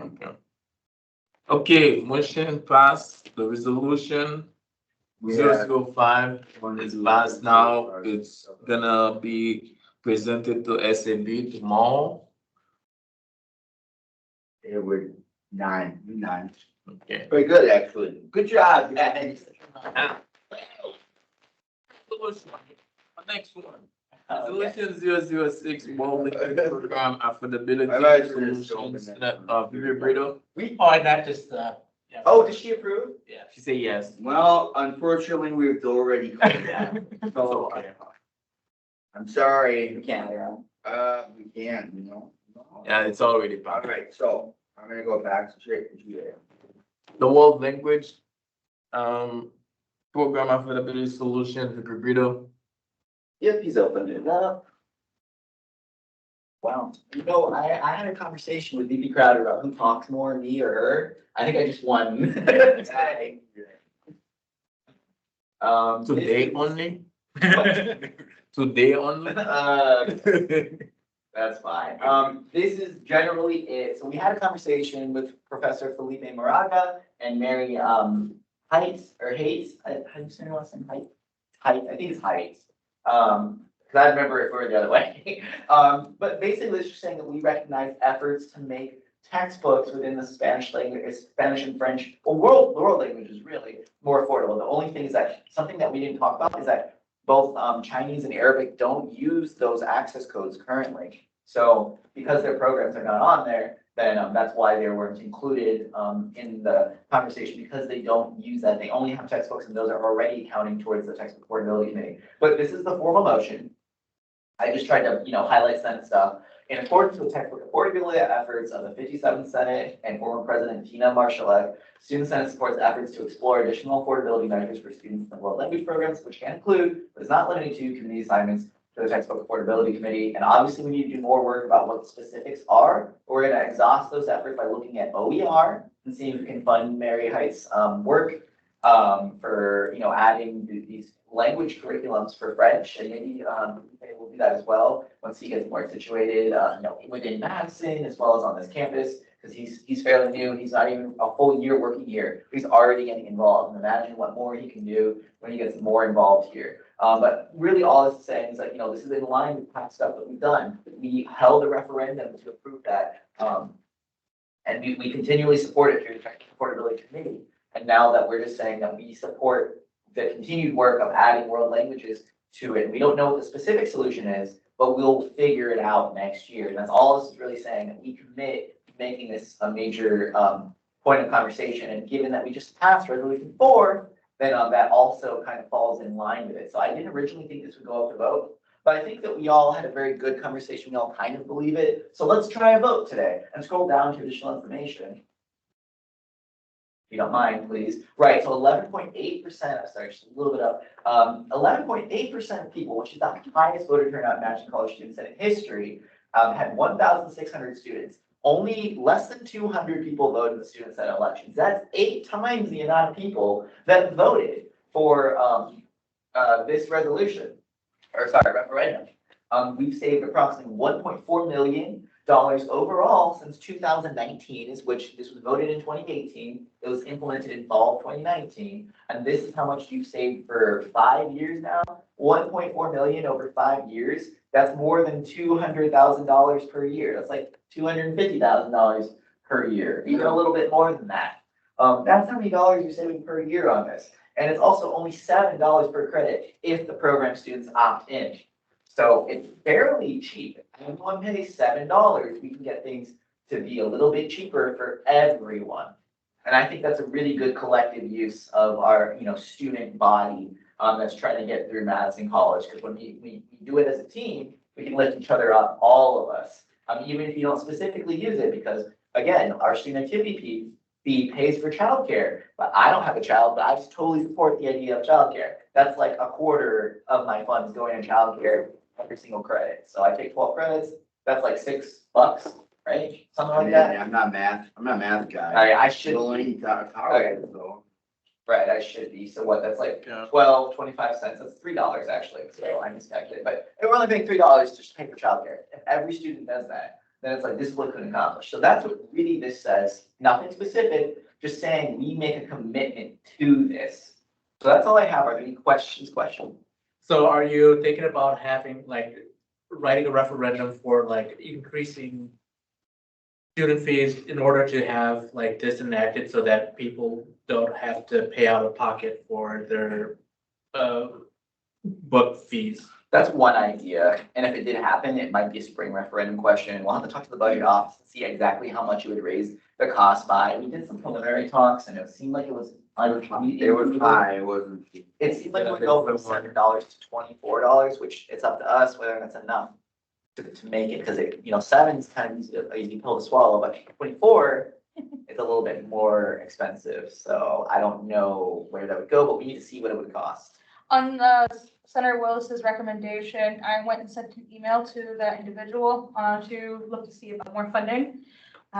Additionally, I will be continuing the conversation with trying to see if we can incorporate the languages into that broader scope that we're looking at when it comes to we're just really looking at expanding the book judge program, it looks like.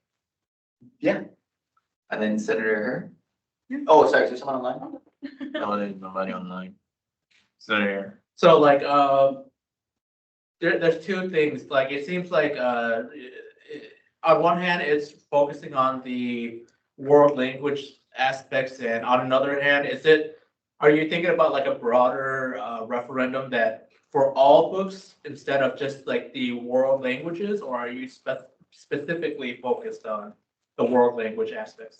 I think right now it's just world language and arts. I think as we start building the conversation bigger, we'll find out what programs are having the same issues. It sounds like there's some programs in business that also fall under this category. So I think as we continually, pursue this issue in student senate, we'll learn which other groups we need to bring into the fold. And so it would be a bigger type of conversation. But right now it is just world language because they're working with us consistently. So Hassan. would that increase the $24 amount? It might, and we're not, this resolution isn't saying that we are going to increase it. This is just exploring what options would look like. So that might be something that we have to cross in the future. Because if it goes from 7 to 24, that's a substantial increase. And obviously in the future, if we do pitch that, we can't just implement it out of nowhere. Students have to vote on it. And they have to have 5%. So it was 11.8% at 1,600. So half of that's 800, and let's just say, 12%. So at 6% is 800. So you need about 700 students voting on this. So it doesn't sound like a lot, but it's a lot more. Much as you had for the student referendum this fall at least, and then adjusted for. Oh, right, you have to adjust it for how many actual students are. Right, so it's around what we did. Right, so The time is elapsed. Oh, right, 'cause it's short. Wow. I'll make a motion to extend for 5 minutes. Okay, Seconded. okay. Any discussion? Everybody was in favor of extending the time to 5 more minutes, raise your hand. We have, one hand online.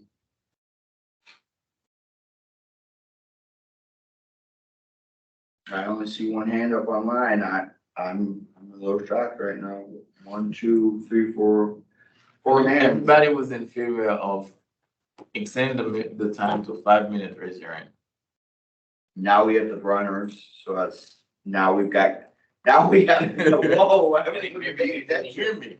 Now we have, both. Okay, thank you. The time is extended to 5 I minutes. did want to also say something. I think, it would be helpful to get Holly Gearing in here to do the presentation over, even if it was over the summer, right? Because I think there's a lot more entities and things to this that even VP Brito was finally seeing the picture of just by talking to an associate of the bookstore that I kind of had them speak with, but there's a lot more, it's, if it was as easy as 1, 2, 3, don't you think it would have already been done? So there's a little bit like, what else is, getting the full bigger picture, because obviously we don't want to not help. Yeah, and obviously there's more work to be done. We're not gonna we're not just gonna say increase it from 7 to 24, because I bring that up because it's not what we want to do, because that's not really feasible, right? Because if you have to pay $24 per credit, I don't actually like that. I think $7 is way more possible for people to actually achieve, and it's actually cheaper to do that. But once it starts going up to that amount, it doesn't make sense anymore. So, is this referendum just to give acknowledgement for the world language, Resolution? Yeah, so basically we're saying, yes, as Student Senate, we approve you to continue looking for funds, because then that way we can say, hey, let's get in on the conversation. Let's bring this up to the Finance Council potentially, maybe. Let's bring this thing, it's currently in the Textbook Affordability Committee, which is like a shared ad hoc committee that exists at school, but the Finance Council is a little more lasting, right? And they take up financial issues that affect college like wide. So if we brought this, the next step could be bringing it to that. And this is just saying that we're gonna make a commitment to make this an issue that we're gonna continue on. And if you agreed with resolution number 4, then I automatically agree with resolution number 6 as well. But it's fine if you don't. You're independent thinkers and you're allowed to do what you want. Okay. Is there a motion to approve? Okay. There. yeah, I make a, wait, do you want it to be voted? Yes. Okay, I'll make a motion to approve. Is there a second? I'll second. Second by Clearwater. Any discussion? But I guess I'm doing this again. Yes. It has to be unanimous, right? It doesn't. That really does. That's only bills, Oh. which are different than resolutions. But we always bring the same energy. Alright, VP Brito, Yes.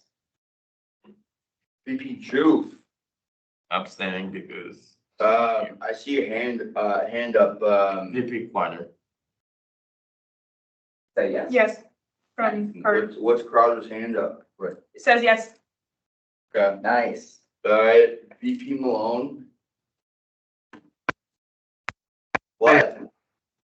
Huh? Who tapped me? Yes. He said I. You did. Okay, I just had to get that backwards. Sarah Villa, I think he said yes just No, it's not. That's something else? It's not Lindsey. He says yes. Yes. Oh. Right. Senator Sierra Bunner, Oh, we should. Yes. right? Senator Clearwater, Aye. Senator Kessel, Yep. Senator Quirk. Aye. Senator Washington is still not in here, so abstaining. Senator Wilkin, Aye. Uh-oh. and then Senator Lewis is abstaining, and then Senator Stacy Brenner. Aye. Thank you, Alright. everyone. We had such a productive. Resolution in one day. That's a record. Alright. Non-business, housekeeping, Senate election recap, executive council. Uh, Oh, now I remember what it was. Sorry. That was supposed to be an inside thought. You wanna lead that, or I have some ideas? yeah. The election was great. We could do better, but yeah. You get started. Well, we only got 187 Yeah, people to vote. 187, that is less than the referendum and all of that.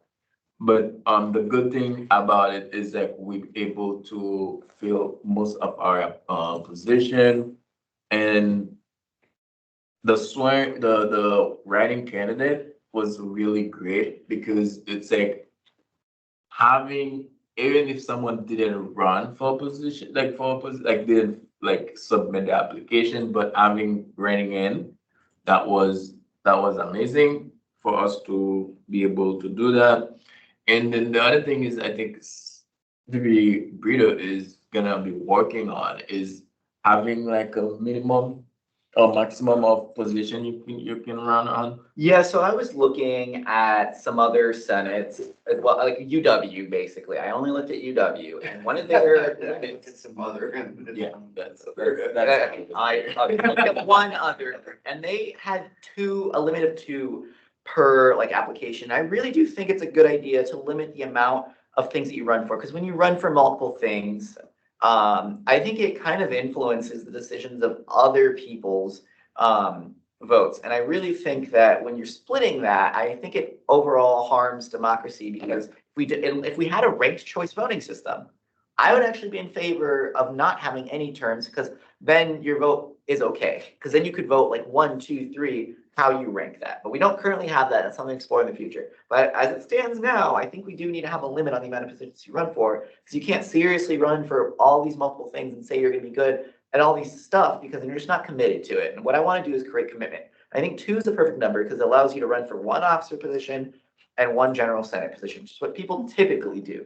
When you have people do more than that, it splits. Not only is it bad for you yourself, because people split their attention to multiple things, it's bad overall, because I think it hurts other people's chances of actually doing it. And then people don't know where to split their votes, and then you have these weird results, and it's like, I don't think it's good to do that.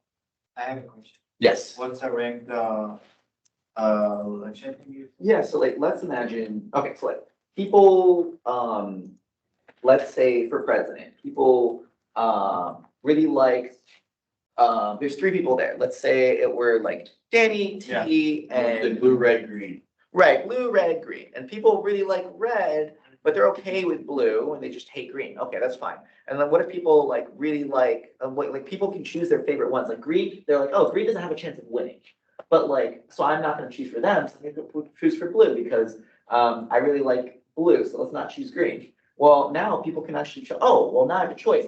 The one that's green, I can speak my voice and say, I want to vote for green, even though they don't have a good chance of winning. So I'll put them 1, but in case they don't get enough votes to continue on next, then I'll go to 2. Because what happens is that you start knocking people out. So the first run, it goes they take account of red, blue, and green. And if green doesn't get enough, they get knocked out. And people's second choices, it goes to whoever their second choice is. All the people that vote for green, their second choice would be red or blue, and it'll go to them. So blue might actually get hurt by people voting for green, and people go, oh, well, I'm not going to vote for green because it doesn't make sense to do that. But now people can. You can vote your heart without worrying about it counting against it, because then you'll be 1, 2, 3. That's something to think about later. We're not proposing that, but I think next week I will be introducing the bill to limit the amount of positions you can run for to 2 currently, unless those things change, which will be a big bylaws review, which you'll learn about next year. It's like, because it's kind of school, is where like the 2 position, makes sense. But other than that, it should be like you run for 1 position. I think so. If you run for 1 position, because I feel like when we have people doing like multiple positions at the same time, sometimes it just make them complacent. Because it's gonna be, if I don't win for president, maybe I'm gonna win for team development. If I don't win for team development, maybe I'm gonna win for public relations. Or if I don't win for any one of those, maybe I'm gonna win for seat.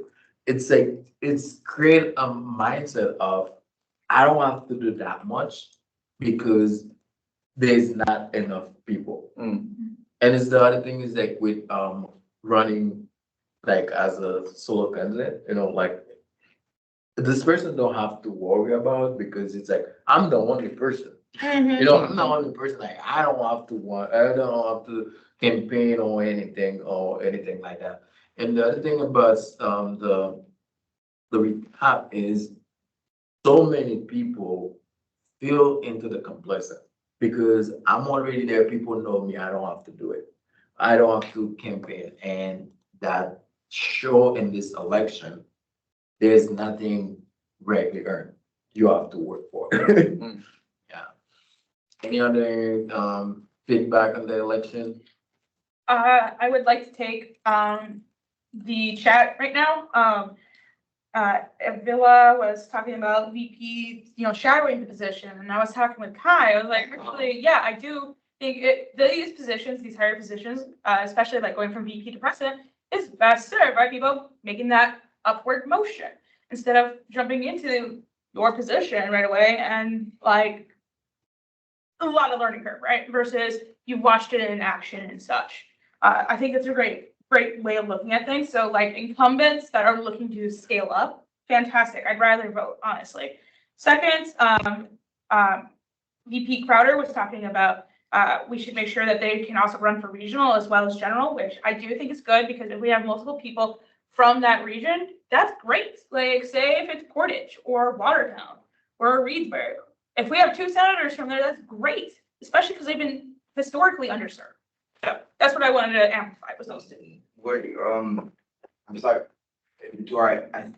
if I'm understanding what you're saying, they can run, like, sounds like something that already makes, that's already in effect, like running for multiple, a regional and a general? Oh, I'm just saying that it should be made sure it's kept in consideration that, that they could still always run for general, even if they're running for a regional. Oh. I think it just needs to be clarified in that language. I think that's what the point of this was, just to make sure that, that does maintain. So that way, like, if we have a Reedsburg center, we can also have a general center at Reedsburg. I think that's what was trying to get across, and that I agree with. Oh, I thought at first I was like, it's not already. Yeah, it's just, if there's proposed changes in the future, just like, we should maintain that. Yeah. And VP Crowder did agree that that's what she meant. President Michelle, you were keeping such great time. We've got to be over 10 minutes with this red, blue, green. Yeah, with the So I see someone out there. Sean Willis has her hand raised. No, Willis. Okay, I wasn't really sure if it was appropriate for me to add any feedback or not, because I keep getting ignored in the chat. So I'm gonna go ahead and say what I gotta say anyway. Yeah. Which is, I am of the opinion, and you all are gonna do whatever you need to do regardless, but when think about the times when we have too many people running for the number of Senate seats that are available, if somebody's running for an executive officer position and is unsuccessful, just have the president appoint that person to a regular Senate seat and not run for it. Because when they run for two positions and there is already too many people running for the few seats that are available, it's going to be detrimental because that one person might win 2 seats. That's what, yeah. I do Yeah. agree. I do agree with you, Senator Willis. And I did see your commentary pop up when I was reading the other ones, but because I hadn't read it That was yet, what I did not. that was what Annette was actually agreeing with when she said exactly she Oh. was talking about my comment. Sorry. Oh. That's why I had to raise Oh. my hand. Okay, Okay. okay, Roberto. Yeah, just really quick, I think it's a great idea. An example is that, Wistria Colley, I think her name was, she's actually, I really liked her ideas. I want to meet with her and I ended up not replying to her because, the president came on Monday and that I forgot to reply, so I need to reply to Wistria. But, that's an example of a person that could be really good as a general senator, but wasn't ready as president because, she's new to the campus. She just started this semester. She has great ideas, but being president right off the bat maybe isn't the best idea because she didn't get a chance to meet everyone. So I don't know. I would love to see her brought into the fold and make her ideas known. Thank you. Any other? I have some comments. Yeah. Before the announcement, you're gonna say the announcement? No. Oh, before the announcement, I have something to say, not about, Oh, okay. Next, the WSG Planning Advisor here. Yeah, we already discussed that. Okay, thank you. Call for application for communication coordinator. Please, well, until the last day, I'm still looking for a communication coordinator. Announcements, Senator Willis announcement.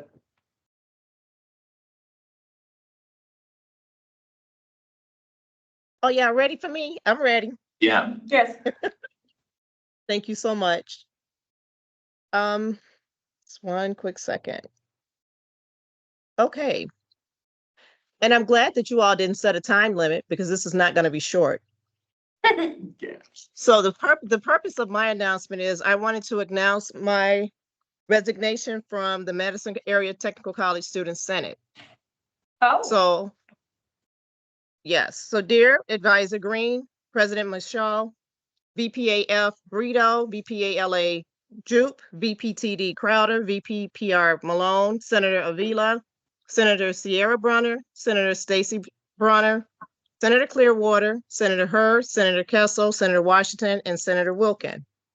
After much contemplation and reflection, I have made the difficult decision to resign from my position as a student senator on the Madison Area Technical College Student Senate. It has been an incredible journey, serving alongside so many dedicated and selfless individuals like yourselves, as well as your predecessors, for a combined service of almost a decade. My time of service in the Madison Area Technical College Student Senate has been most edifying, transformative, and empowering. I have had the privilege of contributing to meaningful initiatives, engaging with fellow students, advocating for positive change within our campus community, empowering students throughout the 16 districts of the Wisconsin Technical College system, including many members of the Madison Area Technical College Student Senate, while representing Madison Area Technical College locally, statewide, nationally, and internationally. The enhanced academic and professional experiences I have gained, the lifelong relationships I have built, plus my expansive professional and academic network will forever hold a special place in my heart. However, as I look towards the future, I feel compelled to pursue new academic and professional opportunities, including graduate school, as well as challenges that align more closely with my personal and professional aspirations. While it is with a heavy heart that I step down from my role, I am confident that the Madison Area Technical College Student Senate will continue to thrive under the capable leadership of the 2024 to 2025 Student Senate and beyond. I am immensely grateful for the support and camaraderie I have received from my colleagues throughout my tenure. Together, we have worked tirelessly to uphold the values of diversity, equity, inclusion, accessibility, belonging, and excellence that define Madison Area Technical College. I am proud of all that we have accomplished together and remain optimistic about the bright future that lies ahead for the Madison Area Technical College Student Senate and our college community as a whole. Please accept this letter as call it a letter, even though you don't physically have it and I'm reading it to you, as formal notification of my resignation. I'm going to say it's going to be effective as of Monday, April 15th at 11:59, simply because I have some things to wrap up so I can hand off some of the duties that I have been doing. I will do everything in my power to ensure a smooth transition and provide any assistance necessary to support the ongoing work of the Madison Area Technical College Student Senate. Thank you once again for granting me the honor and privilege to freely pursue my passion to, quote, be a part of the change we want to see and having the voices of all of our students heard, unquote, or end quote, while humbly serving all the students of the Madison Area Technical College, as well as the other 15 Wisconsin Technical College System colleges, the WTCS board, politicians, and all of our collective stakeholders, state and nationwide, and the many roles I have served while being a senator here at Madison Area Technical College.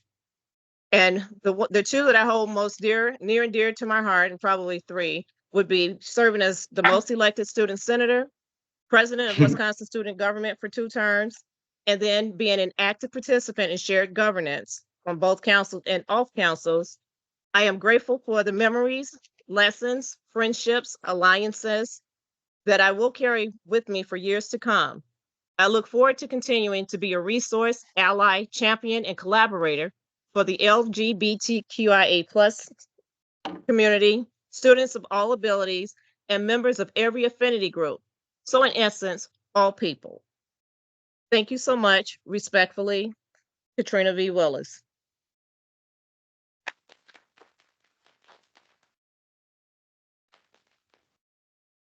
Thank you, Senator Willis, and we gladly appreciate your accept your resignation and thank you for all your service, the decade of service you do to Senate, and you will be missed.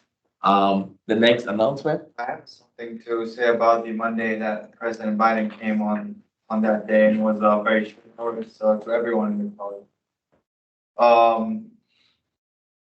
As a student, not being here, as a student, regular student at Madison College, I know that Dr. Danielle sent out email after that when President left that there's some common questions. But I think there's some stuff that happened under the table. And as a student, how did they select? I wish the administration was here, but how did the selection process go for being invited in that hall? Because the way, like, what I'm saying, just take it with a grain of salt, because it's not, I don't have the full information. But what I heard of was we were just the host of the meeting. We weren't involved in any of like sending the invitation or anything like that. The White House did all of that. You mean as a Madison College? Like the White House did all of that, like sending the invitation. Like if you see someone who wasn't like, who was a student who was invited, it was not because the administration like offered to invite them. Was just the White House sending like that information. Now, the second thing is the volunteering. For the volunteering is the Madison, like the President's Bureau, like, you know, the Daniel Bureau, invite like student leaders, you know, like in faculty. It was just like, you know, we just get the, like for me, I get the invitation like on Friday saying we're gonna host a meeting. They didn't say who was. It was until I get to the like on the Saturday, I think I received like you will send me an email saying like, oh, Joe, like President Biden gonna come. I didn't know what was the meeting about. It was just like 1 week before, I think Dr. Casper said on Monday, Madison College gonna be like the host for an event. They didn't specify or anything. It was not like, it's not just trying to defend the administration. It's more like that was the we were just the host. It's like, it's the same thing if Joe Biden wanna visit, like, some other places, just rent the place. Yeah, the point of information is that was stated by Dr. Daniels was that the school was straight up rented. Yeah. Yep. So we got paid for it. Yes, we did not have a choice in it. Yeah, it's like, it was just not, it's not a meeting like we were inviting, yeah. I will say that's not necessarily all true. We did have some say on which people got into the room, and Dr. Daniels and his executive assistant picked out some people to be volunteers, of which you were selected, Annette was selected, and a few other people from across other departments were selected. I wasn't selected as one of those people, but, right, yeah, but like, even within Senate, some people didn't get invited, even me. I got invited separately, and I think I was the only student that was invited. So there is a process, and you're right, it is under the end of the table. Sorry, Jamani, I do think that the board made decisions on which students to invite based on whatever metrics. And then some students got invited and others did not. And if I didn't get invited by the White House, I'm not sure I would be in that room, right? Because I got a seat right behind Dr. Daniels. I don't know if he wanted me in there. Apparently he did, 'cause I didn't get invited. So To that, Kelly was sent as a representative. Kelly is with the Clarion and Right. did not get an invitation directly, No. was sent as a representative. So there was some leeway to kind of advocate for ourselves. I think it was Kelly was there for Clinton because of journalism, not Yeah, that's true. because That's of, true. as a matter. It was media, yes, yeah, correct. she got a media pass. So. Because the thing is, the way I see it is like, they were like a voluntary, like, it's just like, I feel like they was like, a timing about it, because even on Sunday, after we get the walkthrough, the lady from White House tell us, we cannot say anything about like, what is the layout, like anything like that. Even at work, I couldn't say I was gonna volunteering for Biden, coming to the United States to Madison College.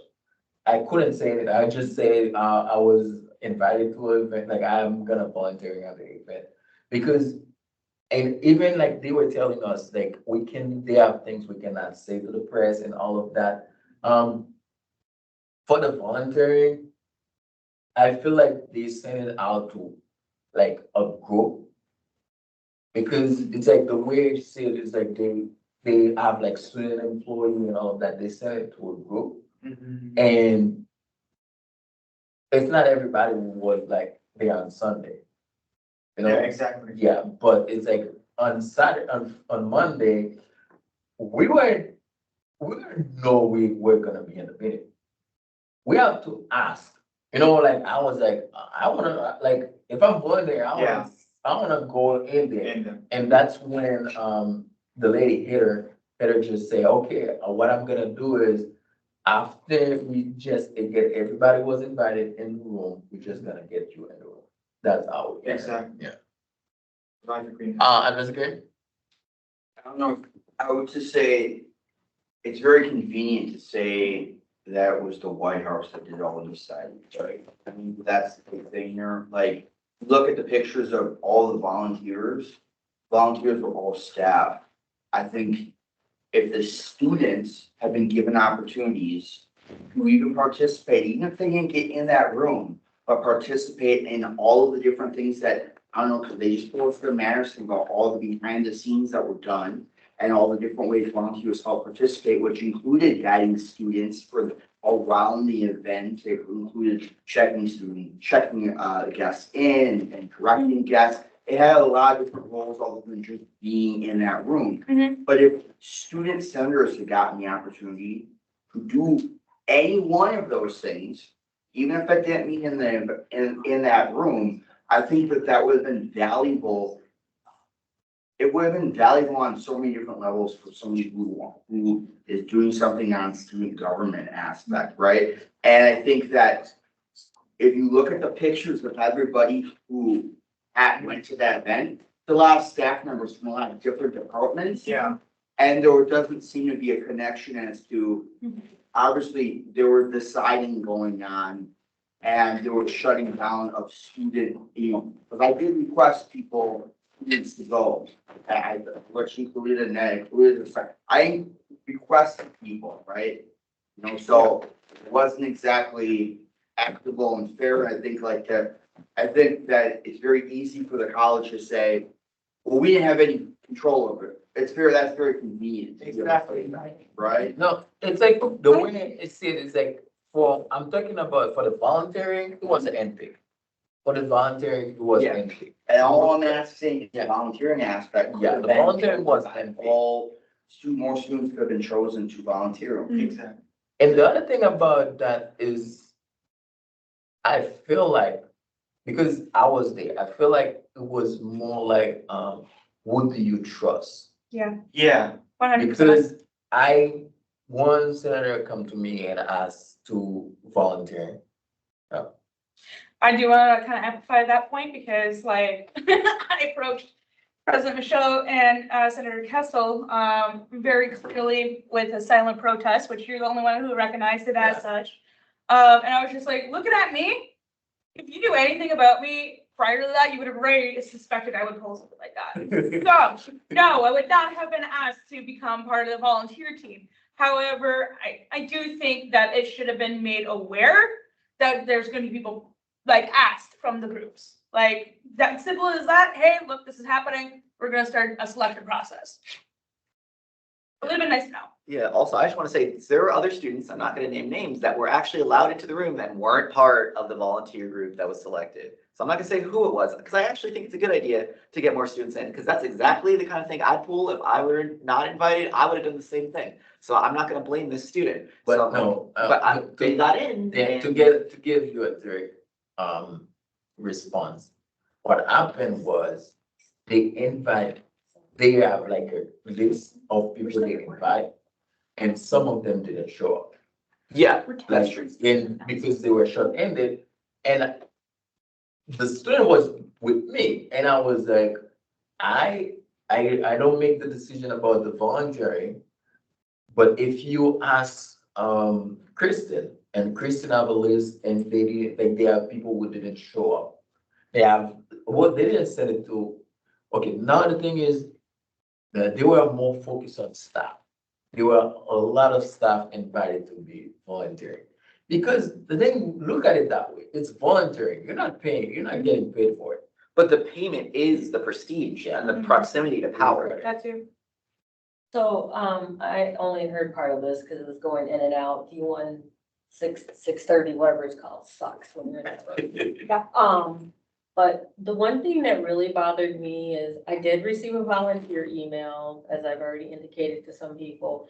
I didn't get it until like 6:30, 7 o'clock at night. So I didn't even know what was going on. And then I had to message someone to find out if they still needed my help or not. But the part that annoyed me is that I was told that the volunteers, because we actually had an email chat, the group of people that I was volunteering with, and Kristen Rollins, she knew I was going into the BSU meeting, and I said, she told me, she's like, we're trying to get the volunteers into the event. If we get the volunteers into the event, you know, you'll be able to come in. And I said, great, I will let BSU know that right away. But how are you gonna reach me? She's like, oh, well, got your text group, we'll text you on there. I got not one text about getting in the room. And I was like, okay. And then I see like, you know, pictures of other people in the room. And that was the part that really disappointed me because I was outside for hours listening to special faculty, and I'm gonna use the word special, but some of them were acting cuckoo and crazy. And I had on my suits and a jacket the whole time.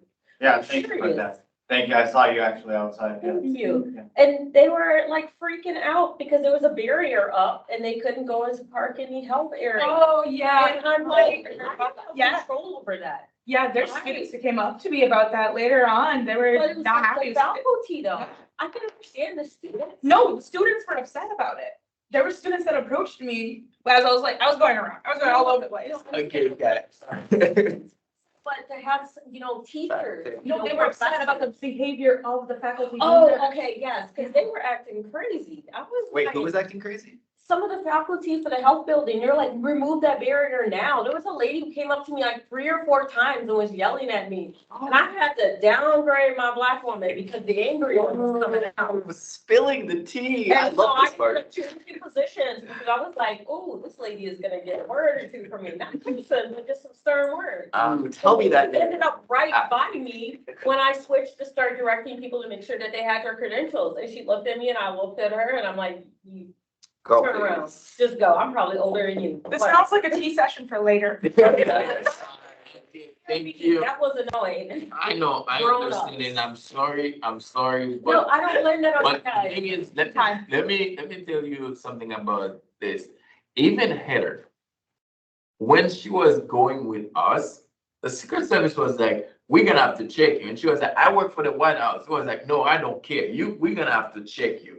She was like, why I have to take my radio off? I need my radio. And the Secret Service was like, no, you have to take it off. We have to check you. And that is why she have to be the one who will bring you back. Heather was the one that Kristen couldn't bring you back. Heather was the one to bring you back. Yeah, that's why like Heather, I'd be like, you guys come with me. Oh, they are with me. They're like, Like they were like, like one of us. And Heather, with radio and phone, it was like, she was just walking in because it was like, no, we have to check you. And she was like, I work for the White House. I said, yeah, I know you work for the White House, but we have to check you. There's no special treatment about that. They couldn't let people. They were checking the parking lot, Yeah. very empty parking lot for dogs. I'm like, please stay over there. I'm not a dog person. So I actually messaged Dr. Casper and Kristen Rowling, and both of them suggested to me that, oh, you can't get anyone in because they had to be pre-checked with background checks. And to me at the time, it sounded like, oh, I guess it's a legitimate concern, they would do that. Yeah. But it seemed like this actually wasn't true. Yeah. And then it was just an excuse to deny extra people room or the ability to go into the room. And again, to me, this is like this is an issue of privilege and power. Yeah. And if you have the status, you can get in the room, and if you don't, good luck, see you next time. Yeah. Because That's an acronym for something else, everyone understand that. Now, like, we're gonna close this, I make a motion to. the win announcement. Close. I'm running for the student activity board. If you can let your student activity liaison board. So To the district student. representative to the district board. There we go. Oh, And really? Yeah, I'm Yes, running he for is. that. The election is looking out for the email. I think it's gonna come on Monday. Vote for me, ask your I'm making a friends to vote poster for Giovanni. We're working on that poster this weekend. Okay, thank you, and Thanks, Hassan. Vivi Carter. Point of order, there is a motion on the floor, which I second. Which motion is that? to adjourn. Well, the chair has to recognize it. Okay, I recognize it now. You second? I second. Any discussion? Everybody was in favor of adjourning to this meeting, raise your hand. Tea time later. Besides, some of that should be off camera. Yeah. We got 3 hands, 3 hands up, 4 hands really with the runner. Yeah, that's good. I move to adjourn to this meeting at 6:54. Alright. Later, y'all. See you tomorrow at WSG if you're going. I'm going. And see you at SAB if you're coming. Yep. I'll be I there love you. virtually.